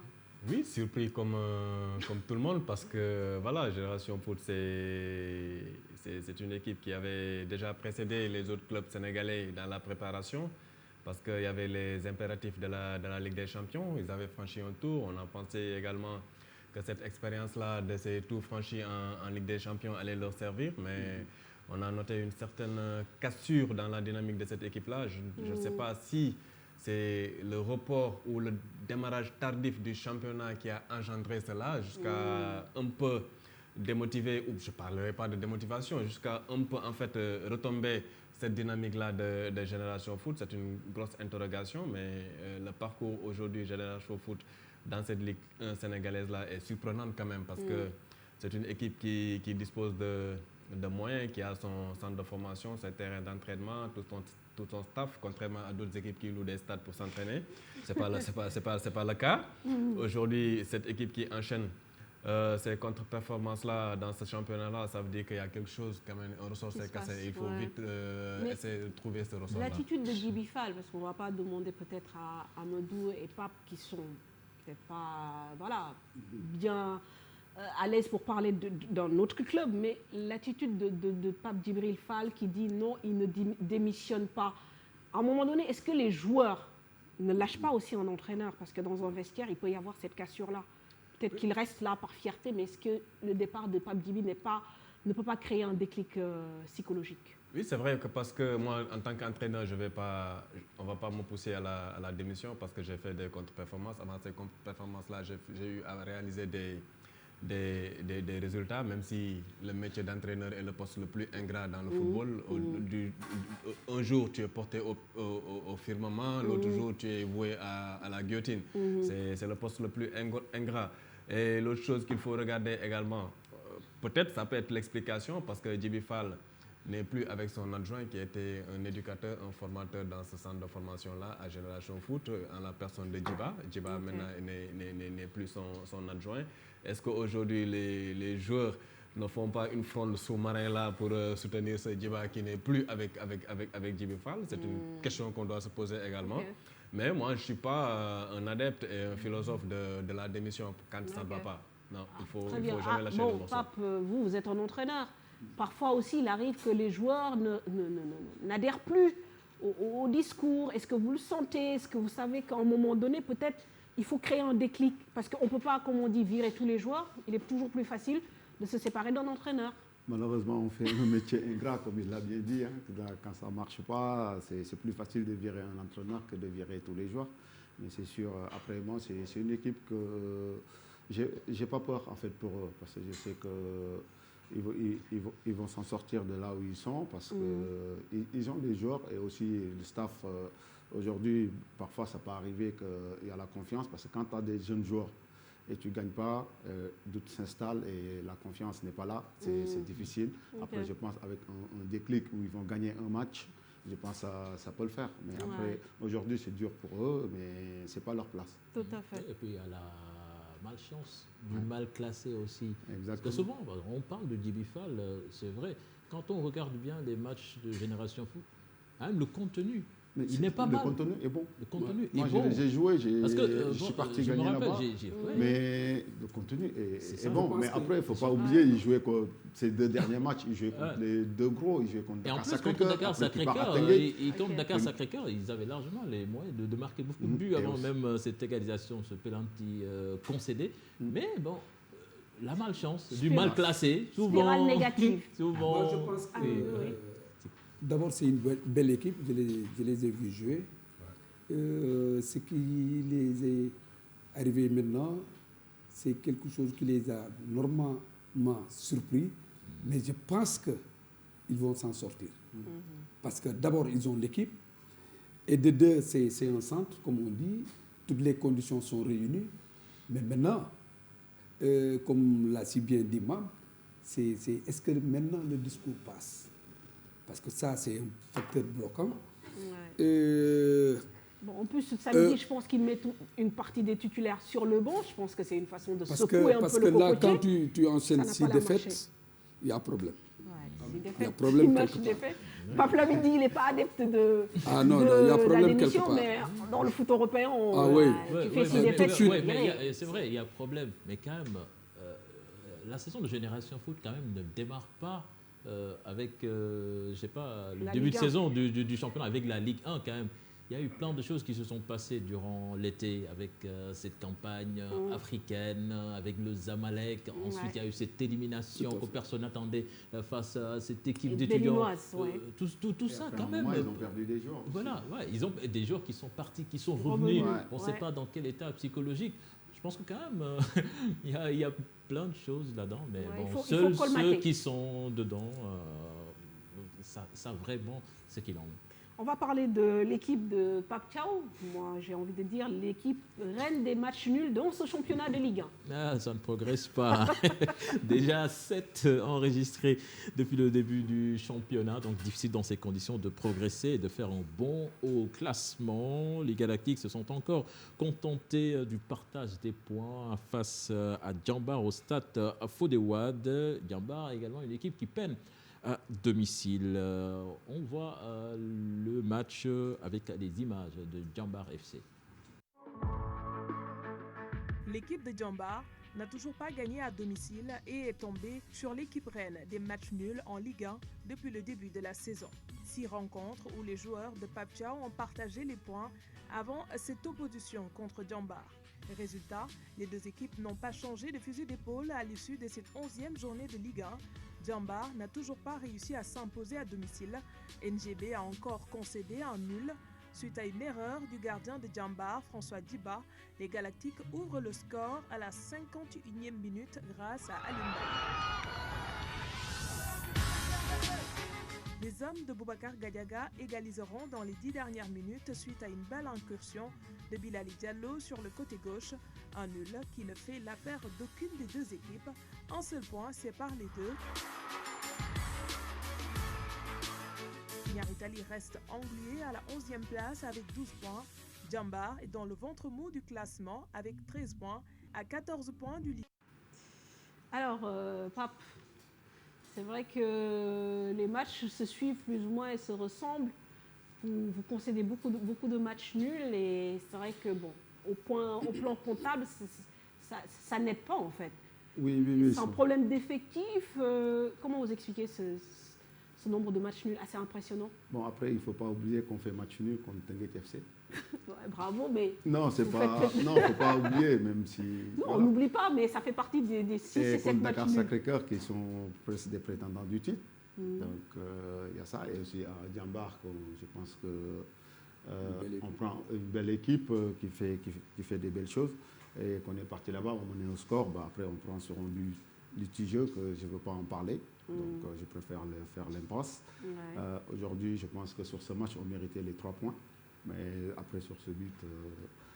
Qu'est-ce qui s'est passé? C'est un problème d'arbitrage encore? Ouais, il y a eu largement hors-jeu. Il marque sur un but hors-jeu. Donc, mais bon, après, l'erreur est humaine. Hein. On accepte, mais après, sur le coup de la colère, on peut parler, mais après, ça passe.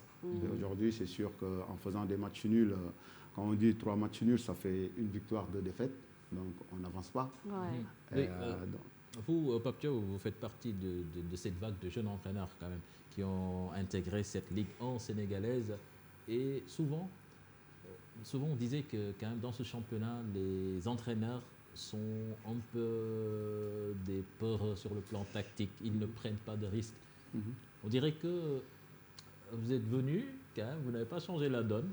Vous avez fait comme les autres. C'est quoi changer la donne en fait? Pas du tout. Frileux. Pas du tout. Ouais, mais souvent, quand on fait beaucoup de matchs nuls, ça veut dire que si je ne peux pas gagner, je reste derrière. Pourtant, non. Je ne pars pas. Mais moi, justement, d'où la question, est-ce que c'est un problème d'effectif? Parce que, mine de rien, vous êtes un technicien en place, donc il y a une forme de stabilité au niveau du staff technique. Et pourtant, voilà, en termes comptables, en termes d'ambition, peut-être NGB ne va certainement pas jouer les premiers rôles. Donc, qu'est-ce qui l'explique? C'est un problème d'effectif, il y a eu beaucoup de départs Oui, il y a eu beaucoup de départs. Mais après, c'est mon choix. Hein. C'est moi qui est parti chercher certains joueurs. Après, vu que le portefeuille qu'on a, donc on sait bien qu'aujourd'hui, au Sénégal, Il y a sur certains postes, ça manque vraiment des joueurs. Comme lesquels? L'attaquant. D'accord. Ouais, donc quand on ne peut pas C'est marquer vraiment des difficile buts, on bétonne derrière. d'enchaîner et marquer des buts. Ça, c'est sûr. Mais pour les matchs nuls qu'on parle, c'est sûr. Moi, tous les matchs, je pars pour gagner. Hein. Toutes les équipes, je vais haut, j'attends personne. Okay. Je pars pour gagner, mais après, voilà, parfois... Parfois aussi, vous tombez sur des équipes plus fortes que vous. Il y a des équipes plus fortes pour manier le ballon, mais moi, vous adaptez. Il faut s'adapter, comme on dit. Hein. Et parfois, on fait notre plan de jeu et il faut changer en fonction du match, tout ça. Et parfois, ça nous réussit, parfois non. Mais comme on dit, hein, pour gagner des matchs, il faut marquer des buts. Ce n'est pas en marquant un seul but. Mais désolé quand même de vous titiller, mais vous êtes un jeune entraîneur, vous avez des ambitions, vous avez envie de laisser votre empreinte sur ce football sénégalais. Est-ce que c'est motivant de travailler? Bon, quelque part, moi, quand je vois l'équipe de NGB, j'ai l'impression qu'elle stagne, qu'elle n'avance pas. Est-ce que ça vous motive? Et comment expliquer que ces résultats, les résultats ne suivent pas? Bon, les résultats, comme on dit, déjà, il y a au niveau d'infrastructures, tout ça, ça manque pour travailler. Quand je vois comment mon équipe qui travaille, je peux dire 2 fois dans la semaine, parce que quand je vois que 48 heures avant un match, presque on ne fait rien, et la veille de match, c'est plus soft, donc j'ai que 2 jours d'entraînement. Donc tout ça pour travailler une équipe. Et pourquoi pour que mes joueurs qui progressent. On n'a pas le terrain. On n'a pas de terrain. On n'a pas le terrain. Donc si je dois jouer le samedi, j'ai le mardi et le mercredi, que je peux vraiment mettre ce qu'il faut. Le jeudi, c'est un jour de récup. Et le vendredi, veille de match. Donc, je n'ai pas grand-chose à faire. Donc, je n'ai pas comme les autres équipes qui ont leur terrain, que tu peux faire mardi 2 fois, mercredi 2 fois, et jeudi, plusieurs journées de récup. C'est pour ça. Donc, cette année, vous jouez le maintien? Oui, on joue le maintien, parce qu'on n'a pas encore les moyens pour se dire on va rivaliser avec certains clubs. Mais là... On se prépare bien, c'est se maintenir le plus rapidement possible, parce que quand même, on sait qu'il y a des équipes très très fortes qui sont là, et nous, on va prendre les points le plus rapidement pour se mettre à l'abri. Très bien. Ouais. Alors, on parle du Giraffe, une équipe inconstante, on va dire, qui se rapproche doucement quand même du haut du tableau. Oui, il faut le rajouter. Mais on va vous proposer le résumé du match d'abord, avec une victoire devant l'AS Douane, un but de Amirou Konté, une victoire dans la douleur, faut-il le dire, certes, mais 3 points qui les installent donc sévères et blancs au pied du podium, avec 17 points au compteur, Ibrahima Kane. Après sa défaite face à Ndiambour lors de la journée précédente, le Giraffe n'avait qu'une seule option: battre l'AS Douane pour se relancer. Un coup réussi, car les Verts et Blancs ont réussi à s'imposer devant l'AS Douane 1-0 au stade Ndiarème de Guédiawaye. Auteur de son 3e but dans la saison, Amirou Kanté a libéré son équipe avant la fin de la première période. Le score n'évoluera plus malgré les nombreuses occasions ratées par les Gablous en seconde période. Score final, 1-0. Le Giraffe n'a plus perdu à l'extérieur depuis la première journée. Avec 5 victoires, 3 défaites et 2 matchs nuls, les Verts et Blancs sont 4e au classement avec 17 points au compteur. Ils reviennent à 1 point de leur adversaire du jour. Alors, Amadou, bon an, mal an, vous rapprochez tout doucement. Comme je disais tout à l'heure, adepte des montagnes russes, une défaite, une victoire. Bon, mais c'est vrai que ça va plus vite que les matchs nuls, en fait. Oui, mais moi, je pense que d'abord, il faut saluer la constance de l'équipe de Tenguet. C'est la seule équipe qui est constante là où je vous parle. Et quel que soit Alpha, ils sont champions de la manche aller. Mais je pense que pour nous, le Giraffe, d'abord, notre souci majeur, c'est que on a perdu nos titulaires, 7 de nos titulaires qui n'ont pas encore joué. Donc, on a démarré le championnat en dents de scie. Donc, aujourd'hui, on est en train de récupérer ces joueurs-là. Mais je pense que le faux pas qu'on a fait contre le Ndiambour était catastrophique dans la mesure où on était à 1 point du Dauphin. Et cette journée-là était une journée noire pour nous parce que, voilà, on a lâché des points contre le Ndiambour qui nous ramène à 4 points du Dauphin et à 10 points du leader. Donc, c'était une journée noire. Une mauvaise opération. Voilà, donc il fallait le leader. Ouais, et il fallait coûte que coûte gagner le match contre la Douane. Chose faite, je pense que voilà, maintenant on est bien reparti et que mentalement la confiance est revenue. Et je pense que si on parvient à gérer nos 2 matchs qui restent, le Jaraaf peut être très fort pour la manche retour parce qu'on va récupérer tout le groupe. Et moi, mon problème, c'est qu'aujourd'hui, comme Niary Tally, Jaraaf, l'US Gorée, notre problème est la Douane. Sur le championnat-là, c'est le manque de jouer au stade Demba Diop. Parce que tous nos matchs se jouent à Guédiawaye. Aujourd'hui, je dirais qu'on joue à l'extérieur. Vous êtes loin de vos bases. Voilà, donc on perd notre base affective. Parce que si on jouait à Demba Diop, toute la Médina était là. Aujourd'hui, quand tu joues en banlieue, les gens diront « Ah non, ça ne vaut pas la peine. D'abord, quand le match aura fini, on aura des problèmes de sécurité. Des fois, donc... Pour rentrer aussi. Voilà, donc c'est ce qui nous fait défaut. Mais aujourd'hui, on demande au ministre de nous aider pour au moins ouvrir Demba Diop. Ah non, là, c'est Demba Diop, c'est des travaux. Non, mais moi, je pense que c'est pas des travaux. Parce que quand tu élimines la tribune découverte pour jouer dans ce championnat-là, le virage enfant et l'adulte plus la tribune couverte, on peut jouer. Est-ce que c'est pas trop risqué, ça, par rapport à ce qui s'est passé voilà, je pense qu'il faut fermer Demba Diop et le réflexionner le plus rapidement possible. Pas fermer un côté, ouvrir adulte. Grand, nañ tëj rek. Mais Pape, qu'est-ce que vous en dites parce que là... Je te dis, tu pars en Casamance, on a éliminé un tribune. Même en Europe, tu le vois, il y a des tribunes qui ont été éliminées et les gens continuent à jouer. Mais c'est catastrophique pour ce qui s'est passé au Sénégal. Ça fait maintenant combien d'années? Depuis 2017. Mais on a signé le protocole. On va bientôt entamer les travaux. On a signé le protocole. Mais quand est-ce? Mais c'est déjà acté. C'est imminent. A priori, moi, j'avais eu écho qu'au mois de mars, les gens vont donner le stade Demba Diop, au moins avec des réflexions pour pouvoir laisser les gens continuer. Ça joue quand même sur les performances. Vous êtes d'accord avec Amadou? C'est sûr, quand on a notre public, surtout c'est le vrai propriétaire de Demba Diop. Nous, c'était presque guichet fermé. Donc, c'est vrai. Ça nous manque. Donc, quand on joue en bas ou à Guédiawaye, on n'a même pas 500 spectateurs.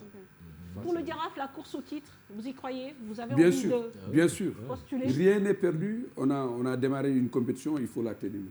Très bien. À ça, vous allez la terminer, ça c'est sûr. Pape Lamine, peut-être un point sur lequel faut quand même qu'on se prononce, c'est le problème de l'arbitrage. On en a déjà parlé autour de ce plateau. Il y a beaucoup d'acteurs du football qui se plaignent par rapport à l'arbitrage. On met souvent la pression sur les joueurs, on met la pression sur les dirigeants. Est-ce que cette pression, elle est ressentie par les arbitres par rapport à toutes les conséquences qu'une mauvaise décision peut avoir sur un terrain? Oui, je pense qu'ils le savent très bien parce qu'ils sont formés pour prendre le sifflet. C'est vrai que des fois, on nous dit que l'erreur est humaine, mais même en Europe, on a souvent décrié l'arbitrage. Ils ont pu régler le problème avec le VAR. Même pas. C'est selon, et même pas. Aujourd'hui, c'est vrai qu'il y a beaucoup de coachs sénégalais qui décrivent un peu l'arbitrage là. Ça veut dire qu'il y a un problème. Si tout le monde tire dans le même sens, ça veut dire qu'il faut améliorer cette partie-là. Est-ce qu'aujourd'hui, nos arbitres qui officient dans le championnat d'élite ont le niveau? C'est la grosse question qu'on doit se poser. Est-ce qu'aujourd'hui, on doit organiser continuellement des sessions de formation pour nos arbitres? C'est une question. Est-ce qu'il ne faut pas catégoriser? L'autre chose également, est-ce qu'il ne faudra pas également imposer des tests physiques à nos arbitres? Parce que souvent, c'est des retards de juge de touche qui posent problème, qui oublient de signaler le hors-jeu ou bien... En tout cas, nous posons le débat et nous avons sollicité, je pense que Chertigan ne me laissera pas mentir, le président de la commission des arbitres, Francky Gueye, qui répondra certainement très favorablement et très bientôt à notre invitation.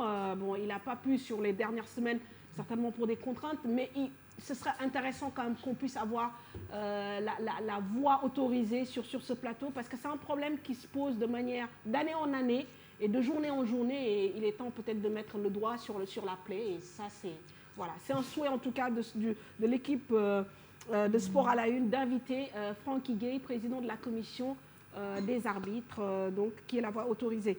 Messieurs, merci beaucoup. On vous souhaite bonne continuation. Merci. Voilà, bon, apparemment, pour votre match, les supporters de Diambar ne sont pas tout à fait d'accord par rapport à votre analyse. Hein. Mais avant qu'ils ne partent même, on va donner les résultats. Donner les résultats, donc avec nos amis Amadou Diop, les Girafes de Dakar qui s'imposent face à la Douane 1-0. Dakar Sacré-Cœur Pikine, 1 but partout.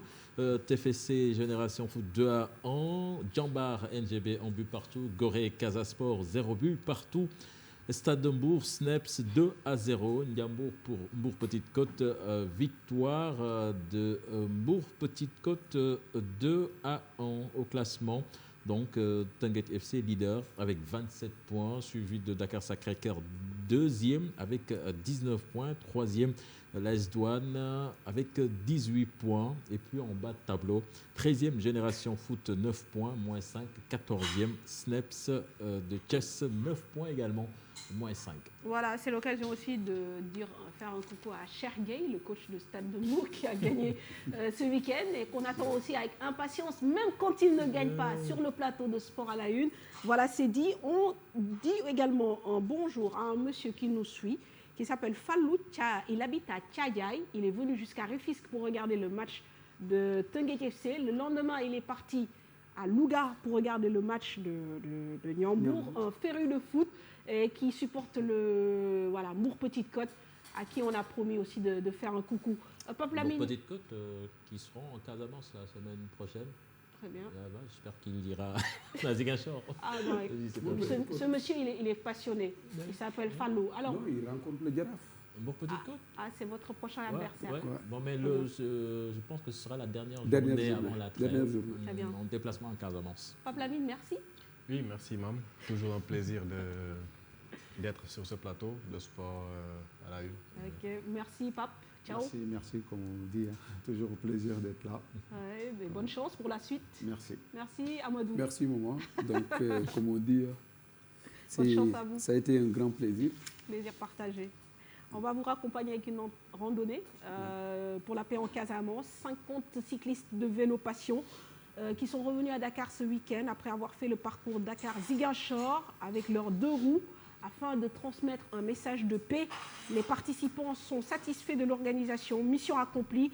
Rendez-vous est pris l'année prochaine pour de nouveaux challenges. Écoutons la réaction des cyclistes et des organisateurs à leur arrivée à la place de l'Obélisque.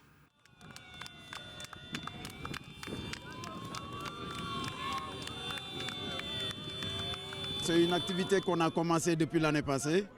Bon, on se demandait, comme c'est un club de randonnée, si c'était faisable de faire une randonnée Dakar-Ziguinchor. Alors moi, j'ai commencé l'année passée à le faire en solitaire. Il s'est trouvé que c'était possible. Alors cette année, comme on devait le refaire, alors j'en ai parlé aux collègues et ensemble, on a trouvé un thème. On s'est dit, pourquoi pas une randonnée pour la paix en Casamance. Alors, c'est comme ça qu'on a pu contacter la plateforme des femmes pour la paix en Casamance.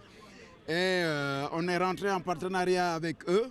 Et ils se sont chargés de nous recevoir à Ziguinchor. On a eu des séances de travail. Et sous le thème de Vélo Passion s'engage pour une paix définitive en Casamance sur 914 km. Et c'est ce qu'on vient de faire. Aujourd'hui, on était parti le 15 février passé. Aujourd'hui, le 22, on revient à Dakar. Et on est très comblés, très contents d'avoir rencontré la plateforme des femmes en Casamance.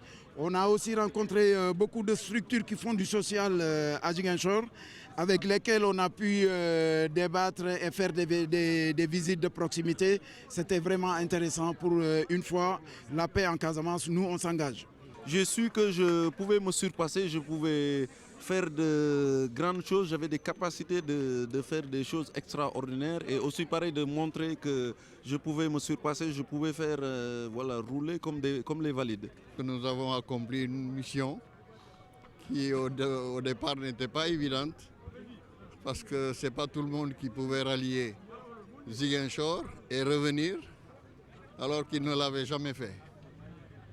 Une distance qui a été initiée par un des membres de Vélopassion, Bodian, qui l'a fait en solitaire il y a 1 an, je crois. Et il est revenu nous dire c'est possible, on va essayer, on va le faire dans le cadre de la paix que tout le monde recherche en ce moment au niveau de cette région qui est la Casamance.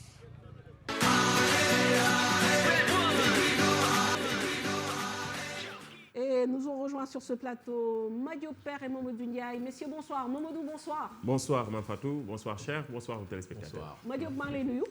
Mme Fatou, nuyu naa la nuyu Sertian Diao nuyu Mamadou Ndiaye nuyu téléspectateurs yi di seetaan.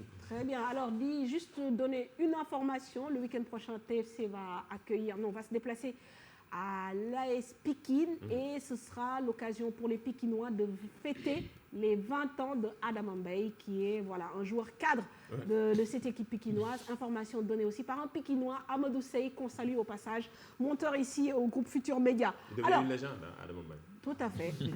Ça, 20 ans, c'est pas un jour. Alors, on commence les buzz du web avec la Ligue 1. Teungueth FC, leader sur le terrain et en même temps dans les gradins. La mascotte du club de Rufisque récompensée par la LSFP, leader avec 27 points. C'est ça? Effectivement, Mme Fatou, leader avec 27 points. Les clubs de Rufisque assurent aussi l'ambiance dans les gradins. Résultat, une autre distinction. La mascotte de Teungueth FC en a séduit plus d'un. La Ligue professionnelle de football en fait l'image de la 11e journée de Ligue 1.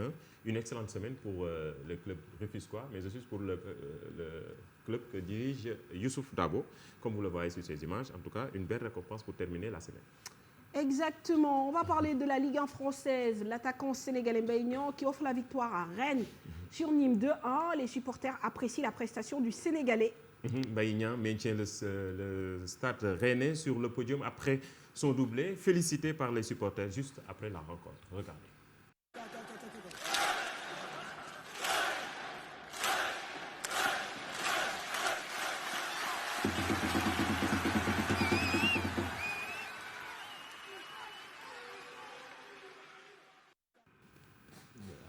Pendant ce temps, en équipe nationale, plutôt son coach à lui, Mbaye Niang, en équipe nationale, Aliou Cissé, honoré lui aussi au Parc des Princes. Un ancien du club de la capitale entre 1998 et 2001, Aliou Cissé est invité pour venir suivre la rencontre Paris Saint-Germain-Bordeaux. Il a été accueilli avec honneur par les supporters, mais surtout avec le speaker du Parc des Princes. Regardez. Alors, chers supporters, on est toujours très heureux d'accueillir des anciens sur la pelouse du Parc. Il a joué au PSG en 1998 jusqu'à 2001. On accueille le sélectionneur de l'équipe du Sénégal qui est là sûrement, tu vas me le dire, pour peut-être avoir des points de repère par rapport à Idrissa Gueye, bien entendu. Mesdames et messieurs, applaudissez Aliou Cissé. Merci pour lui. Aliou, juste un petit mot. Je sais que tu es occupé. Qu'est-ce que ça te fait de revenir sur la pelouse du Parc? Un grand plaisir. Un grand plaisir. Ça fait un bon bout de temps, je ne suis pas revenu là. Un grand club, une grande équipe. Ici, c'est Paris. Tout est possible. Alors pour lui, on va le dire encore plus fort. Ici, c'est... Merci, Aliou. Les anciens internationaux sénégalais être honorés aussi par leur club. Pape Fall avec Marseille, Aliou Cissé avec le PSG. Un bon coup de projecteur. C'est possible pour le PSG. Donc, rêve au grand. Là, c'est le Parc des Princes. Il s'en est passé des choses au Vélodrome ce week-end. On en parle? La victoire de Nantes. Et surtout la fin de série. Après 14 matchs. Ils ont été battus. Les supporters de Marseille ont applaudi leur équipe pour dédramatiser. Donc après 14 matchs sans défaite, on peut bien supporter une petite défaite. Un beau parcours. Voilà. On va parler de l'Angleterre. Encore Sadio Mané, l'information c'est qu'il sauve son équipe puisqu'il marque le but victorieux contre West Ham. 3-2, donc victoire de Liverpool sur les Hammers, 3-2, avec un nouveau but de Sadio Mané. Le Sénégalais a marqué le 3e but, son 13e et 17e, toutes compétitions confondues. 18e victoire d'affilée, le record de Manchester City égalé maintenant. Liverpool s'est fait peur, mais les Reds restent irrésistibles. Ils ont réussi à s'imposer 3-2 face à West Ham. Liverpool est toujours invaincu, premier, 26 victoires, un match nul sur 27 points de.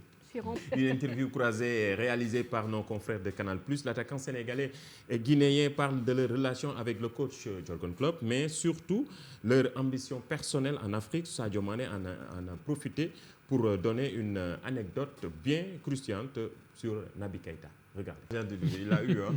Non, là, il l'a eu. Vraiment, Naby est passé à côté. Ouais. On parlait de Kylian Mbappé qui, lui, prend peut-être les habitudes de Neymar et qui répond aux supporters. visé avec Neymar et Thiago Silva pour une banderole déployée par les ultra-parisiens lors du match gagné 4-3 contre Bordeaux dimanche soir au Parc des Princes. Kylian Mbappé a renvoyé le message aux expéditeurs via une story diffusée dans la nuit sur son compte Instagram avec un point d'interrogation, la peur de gagner. La question c'était, c'était un peu insolent, entre guillemets, via les supporters parisiens, par les ultra-parisiens.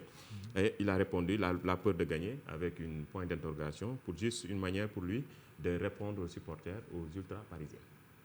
Bon, je trouve qu'il répond beaucoup. Ah oui. Il répond beaucoup, il parle beaucoup. Après, on les attend sur les grands rendez-vous. Mais attends, quand même, faut pas oublier quand même qu'il est champion du monde.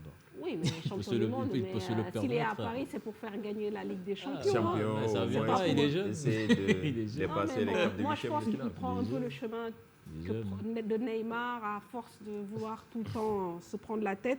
Et il faut aussi noter pour le PSG que ça ne va pas être facile avec le forfait de Thiago Silva, confirmé pour le match retour contre Dortmund. Donc, Paris sera donc orphelin de, comme vous l'avez dit, d'orphelin de Thiago Silva pour la énième fois. De Meunier et de Verratti. Il rate les grandes occasions de Meunier aussi et de Verratti. Et de Marco Verratti. Bon, on va terminer avec la vidéo bonus. Oui. C'est une révolte des supporters dans un appartement pendant le derby entre Fenerbahçe et Galatasaray. Ça se passe en Turquie. Regardez.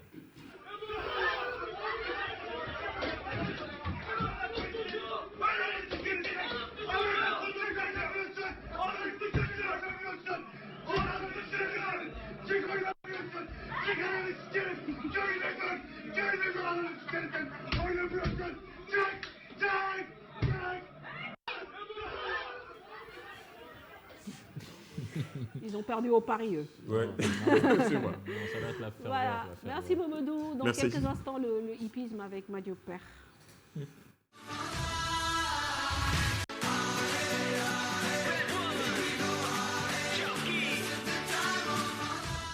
Madio delluwaat la ziar. Mame Fatou delluwaat la ziar yow tamit. yaa ngi ci jàmm.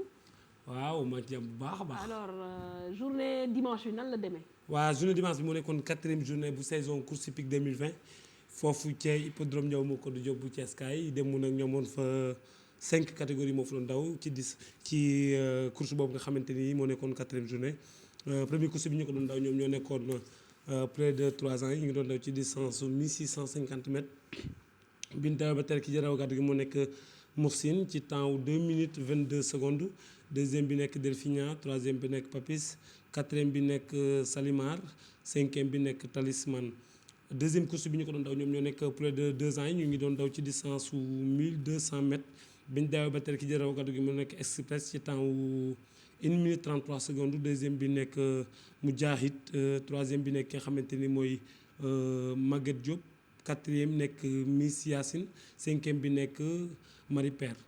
Troisième course bi ñu ko doon daw ñoom ñoo nekk groupe 3 ñu ngi doon daw ci distance su 2200 mètres bi ñu daw ba teel ki jaraw gàddu gi mu nekk Neneen 4 ci temps wu 3 minutes 05 secondes. Deuxième bi nekk Mamindawa, troisième bi nekk Dolly, quatrième nekk Barak 2, cinquième nekk Baax. Quatrième course ñu ko doon daw ñoo nekk groupe 2 ñu ngi doon daw ci distance su 2200 mètres bi ñu daw ba teel ki jaraw gàddu gi mooy Mirwax ci temps wu 3 minutes 05 secondes. Deuxième bi nekk Boura, quatrième bi nekk Ngërëm, cinquième nekk quatrième nekk troisième bi nekk Ngërëm, quatrième nekk Adja Kole Fall, cinquième bi nekk Taïf. troisième course ñu ngi doon daw ñoom ñoo nekk groupe 1 mooy nekkoon naaru góor yi ñu ngi doon daw ci distance 2200 mètres bi ñu dawee ba tey ki jëraw gàddu gi mu nekk Cotonou 2 ci temps wu 3 minutes 02 secondes deuxième bi nekk Général Bara troisième bi nekk Maxa quatrième nekk Faydou cinquième bi nekk Médina loolu moomoon dem ci hippodrome Ndiaw Macodou Diop bu Thiès Kaay. alors Madiop lundi bi ñu génn amoon ay grief yoo fi indi woon maanaam ci wàllu organisation course bi ak nit ñuy gaañoo mais surtout fas yi ak voilà gaañ-gaañ yi am mu mel ni nag président CNG ci loolu nga wax jot na la si tontu indil la ci aussi ay leeral. waaw dafa mel ni suñu kàddu googu ñu waxoon fii keroog moom dégg na ko ba tax na rectifié wu na li nga xamante ni moo amoon dimanche bi passé fexe na ba dimanche bi amul ñu seetaan li nga xamante ni moom la ñu wax ci suñu micro ñu ñëwaat ci biir plateau bi. yi ñu reteniroon ci journée bi passé mooy jockey 2 ans yi daanu di ñu indil ay problème ñu xool nag li nga xam moo ko doon causé muy affaire d'abord piste bi le CNG a pris la décision de mettre 10 citernes d'eau vraiment nekk na loo xam ne ñoo ko gisandoor macha allah léegi encore reprendre nañu liis yëpp yi nga xam ne mën nañu doon dal muy damm reprendre lañ leen yëpp habillé leen def ci capitonné ko ba fi mu nekk nii fas bu ki dal da ngay glissé mais dootul damm loolu yëpp innovation yu bees la yoo xam ne indi nañ ko ci journée tey bi yaakaar ne xëy na loolu dana nekk njëriñ pour borom fas yi parce que ñun li ñu fi tegee pour ñu ànd ak borom fas yi di leen accompagner si nu mu gënee loolu ñu ministère jox comme directive te loolu la ñuy appliqué. jërëjëf kooku rek Cheikh Diagne nag ñu di ko félicité nag parce que suñu wax ji dégg na ko ba tax na lépp loo xamante ni moo taxoon muy gaañu fas yi rek wala moo indiwoon ay rëq-rëq ci dimanche ba lu passé dimanche bi saafara na ko te loolu la ñu doy njiit nag vraiment kon ñu ngi koy félicité bu baax a baax di ko wax ni fi mu teg tànkam foofu la ndaxte dégg na suñuy kàddu daal Mame Fatou xanaa bu ñu jógee ci loolu rek ñu dem ci course bi nga xamante ni moo nekkoon course naaru góor yi Mame Fatou nekkoon course boo xam ne si na Cotonou bi nga xamante ni moo rawoon Grand Prix Chef d'État dimanche bi passé dañ ko ñëw raw waaye dimanche bi it mu ñëw rawaat fas yi wan ni ba léegi moom moo nekk Elimane ji ñu seetaan course boobu te ñëw jeex ci plateau bi. naaru góor yi jug nañu Mara Mbaye naaru góor yi jug nañu ñoo nekk groupe 1 war daw ci distance 2200 mètres nekk 5e course Cotonou génn na kan moo génn Cotonou tey daa toog Mara Cotonou duma yéen génn Mara Medina kii numéro 12 bee génn Général Bara génn Mara moo tafu ci ligne bi ànd ak Cotonou génn Mara Cotonou dem na Mara Cotonou génn ci kanam Mara waaye Général Bara ñëw na waaw Medina ñëw na waaye Auguste ñëw na waaye duma yéen ak Masalla bu Njambe Jeey ak Fasaw di Gardas ak Maxafal ak Gaaru Xudos gaynde Njolor gi kenn ku ne yaa ngi toog sa pilier fi ñu toll ni di arbitré kenn ku ne yaa ngi toog sa pilier di arbitré ki nga xamante ni mooy Général Bara génn Cotonou tene ko 2e position waaye Linguère moo nekk 3e position 4e position nekk ki nga xamante ni mooy Dolly 4e position nekk ki nga xamante ni mooy Auguste ñëw na 3e position Auguste ñëw na 3e position Cotonou mi ngi ci biir macha allah ñëw na la ilaha illallah ma Diop Daaru Xudoos ñëw na dëkk sëñ Modou Moustapha Mbacké ndeysaan la ilaha illallah ma Diop Cotonou ñëw na ma Diop la ilaha illallah Faydu gi ñëw na ma Diop la ilaha illallah oh Maxafal ñëw na gaa yëpp a jege si macha allah jege si na Auguste jege si na Medina jege si na la ilaha Général Bara rawante bi Faydu ñëw na Alfat ñëw na la ilaha illallah nee naa ko façon nga xamante ni ca dëgg-dëgg mooy Medina ñëw na la ilaha illallah façon nga xamante ni mooy mashallah bu Njambe Jeey ñëw na la ilaha illallah ma Diop nee naa ko Medina ñëw na ma Diop Cotonou ñëw na ma mala Général Bara Cotonou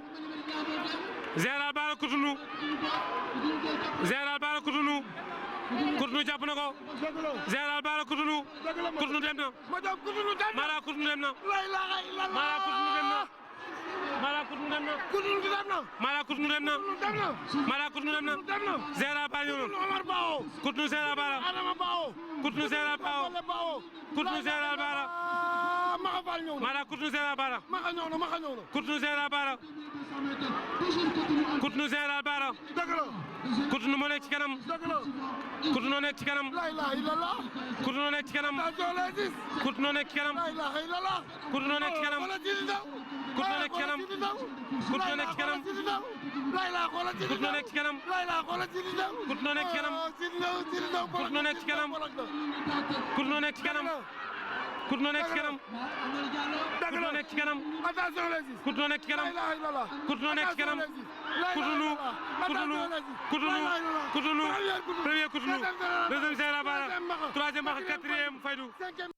ñuy félicité Cotonou bu baax a baax waaye di félicité bu baax a baax Zoké bi nga xamante ni moom moo ko waroon dimanche bi am na ci ñaari première ndax moom moo waroon fas bi nga xamante ni mooy express jël ci première waaye waral fas bi nga xamante ni toile fakala mooy Cotonou tamit ñëw jëlaat ci première ñu di ko félicité bu baax a baax di félicité Omar Ba bi nga xamante ni moom Cotonou fas bu mën a daw li ma fàttu vraiment meilleur sauve mii nii Cotonou waaw très bien macha allah très bien donc demain plus d'informations waaye émission naaru góor waaw demee course mbaam tamit suba naam ci course naaru góor ku bëgg a ree ba dee jàppal naaru góor demee incha allah très bien merci Madiop Mamadou merci Cheikh bonsoir merci à l'équipe technique Vieux Diouf à la réalisation au son by caméra Hamza Diallo et Medoune Diouf maquillage Fifi Sambou excellente soirée et à la semaine prochaine au revoir